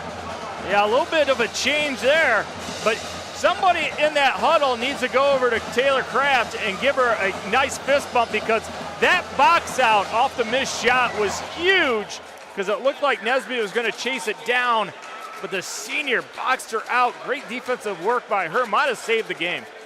Right there, you take a good look at the huddle. Morgan Kessler again in that arm sling, chewing her fingernails off right now. Cutie, I promised you we would give you FaceTime. We didn't say when or how. Well, again, there's more physical play that is sitting on the bench. I know it's tough, but again, it's one of those situations where, to use an old Pat Riley term, you coach what you got. Well, it shows you that she is still involved, right? Yes. Invested emotionally. Chewing on those fingernails. She wants her team to win in the worst way. Tell you what, she's a tough kid. She's actually going into the Army. She is going to be a wheeled vehicle mechanic. Fantastic. And then once that is taken care of, she said she'd like to go to medical school. Big So I plans. said, work on vehicles first, people second. Schindler takes the inbounds. That's who the Pilots want to have it.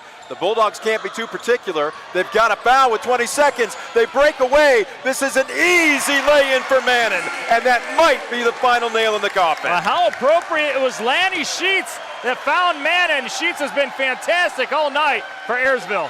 Moody, step back 3, rattles in and out. Nesby had it, lost it. Battle for the ball from her belly. Schindler, there's your ball game.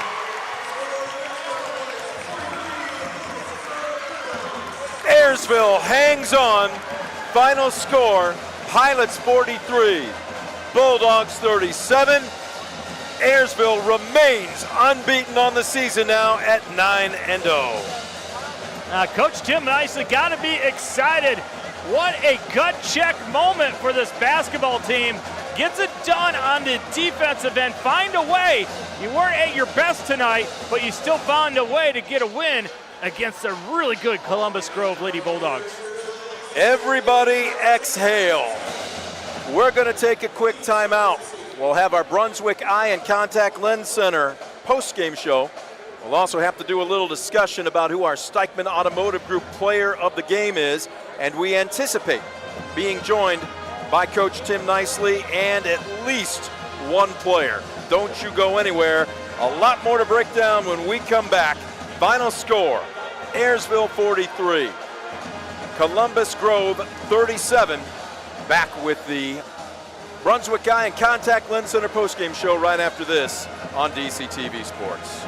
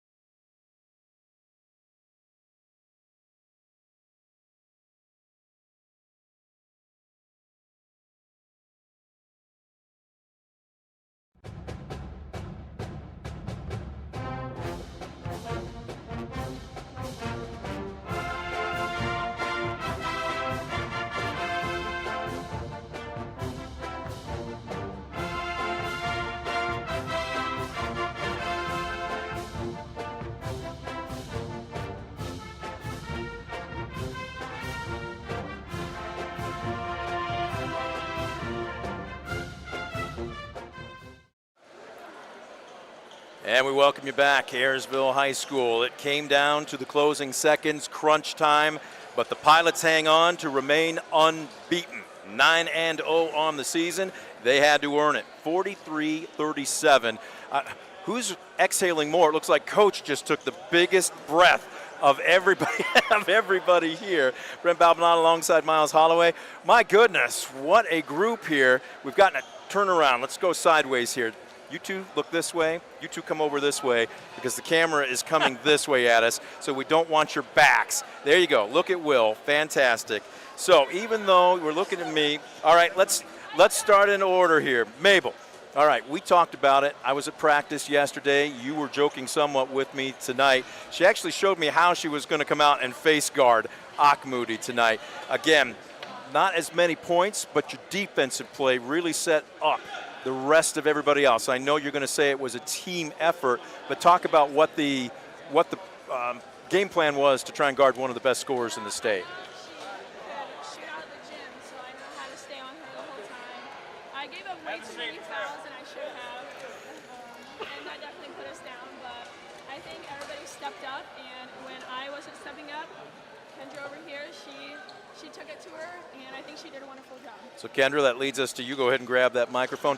Walk us through this, because as Coach was talking, as I saw last night, you were going to switch on screens. It was really everybody's job, maybe with the exception of number 24 here, to somehow try and get on her to make sure she was uncomfortable. Yeah, like Taylor was right beside me the whole time. I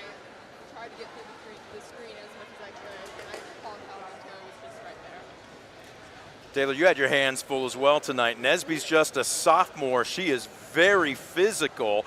You used your length quite a bit, though, tonight. What was your game plan on how to defend her? Yeah, so going into it, I was told to front her completely. But obviously the first point showed that that was not going to happen.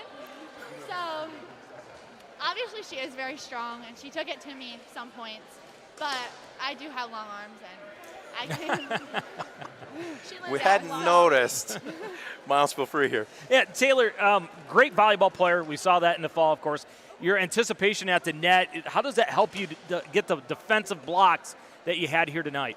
Obviously playing volleyball, like, it's all about timing. Sure. And especially down in the post, I can definitely tell when someone's trying to, like, fake me out. And so when the ball releases, I just go for it. And sometimes I do it, and sometimes I don't. If you play one-on-one against Coach Nicely, do you think he can block his shot in the low post? See? Oh, yeah. Has it happened before? Yeah, but Woman, a few words. All right, Miss Schindler. You look like you had to kind of jumpstart your offense tonight. So you got a couple of good looks in transition.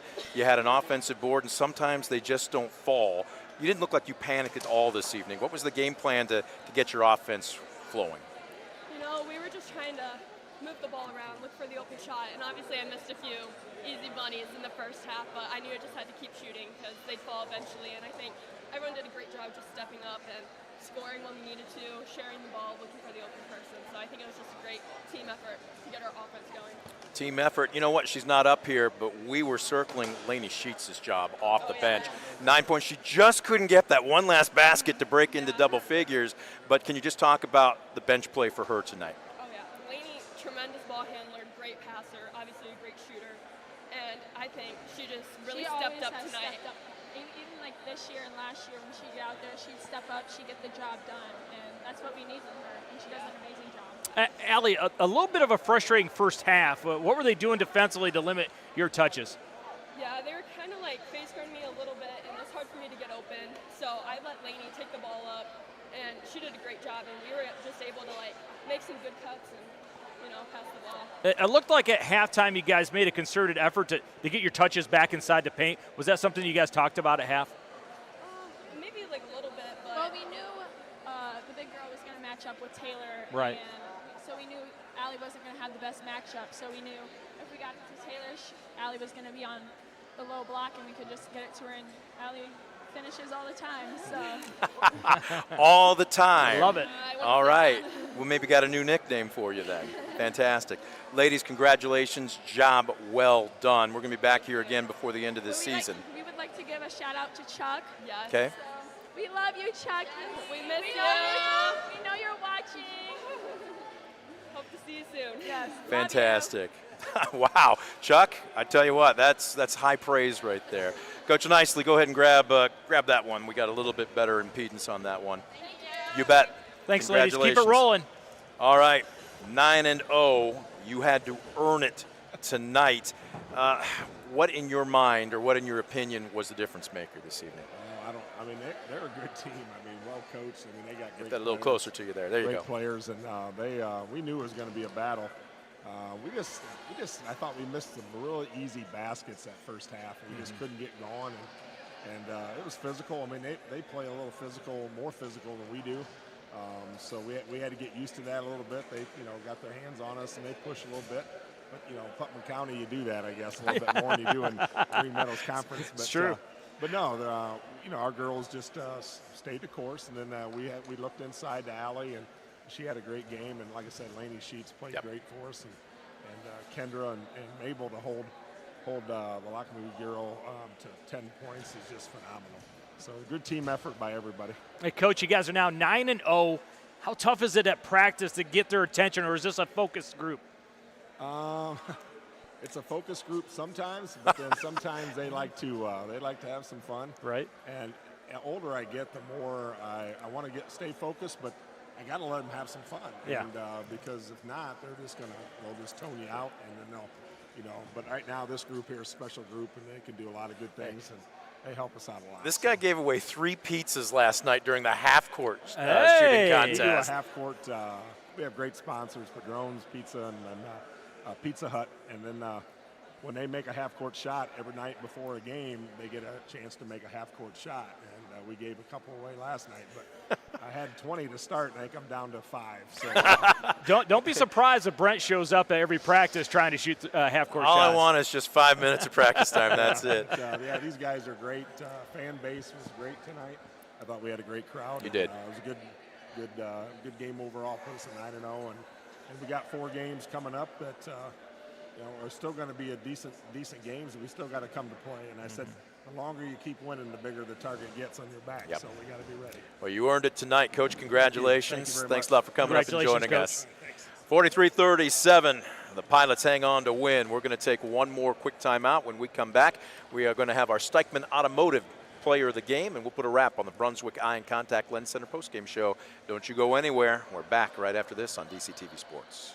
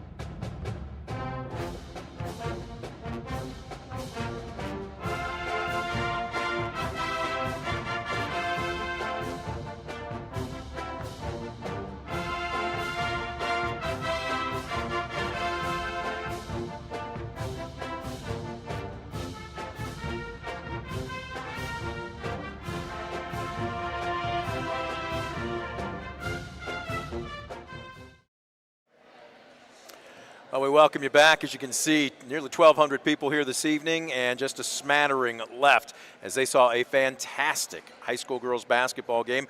Non-conference matchup, but that did not matter as the Pilots of Ayersville remain unbeaten on the season, now 9-0. The Bulldogs of Columbus Grove, they started the season at 8-0. Yeah. They are now on a 4-game skid. By no means is this a team that you would say is 8-4. Some teams, what's the old phrase, you are what your record says you are? There's another phrase that says you're better than your record, and I think that's certainly what you could say of the Bulldogs. Yeah, Coach Schrader got to find some answers in a hurry, though, because Lipsick and Anna loom large in their next 2 games. They got to get things squared away. Still looking for that third score, right? You're going to get effort from Ash Moody. And how about the step forward by Nesby? She's going to be a fantastic player. Had a good night here tonight, but who's going to be that third one? We have got one last piece of business to take care of. It's time for our Steichman Automotive Group Player of the Game. Look, we could go in a couple of different directions here. Kirsten Mannon had a nice night. Obviously, Allie Schindler was about 4 points above her average with 18. But Lainey Sheets came off the bench. All 9 bench points for the Pilots came from one player. And as you made the comment, they don't win without her tonight. No, she was absolutely fantastic. A little bit of a coming out party for the super sophomore. Loves that left hand, and she was effective using it, scoring 9 points. But more importantly, the pass at half court to end the game, finding Waldron. That sealed the fate. She was fantastic tonight. So Lainey Sheets, congratulations, our Steichman Automotive Group Player of the Game. That's going to do it for our coverage here this evening. Miles, appreciate you making the trip up. We have at least one, hopefully maybe a few more games that we'll be throwing on the headsets together this It was season. a lot of fun, and can you believe we get to do this? This is so much fun. Absolutely. Final score again tonight, Ayersville 43, Columbus Grove 37. You've been watching a sports presentation of DCTV Sports.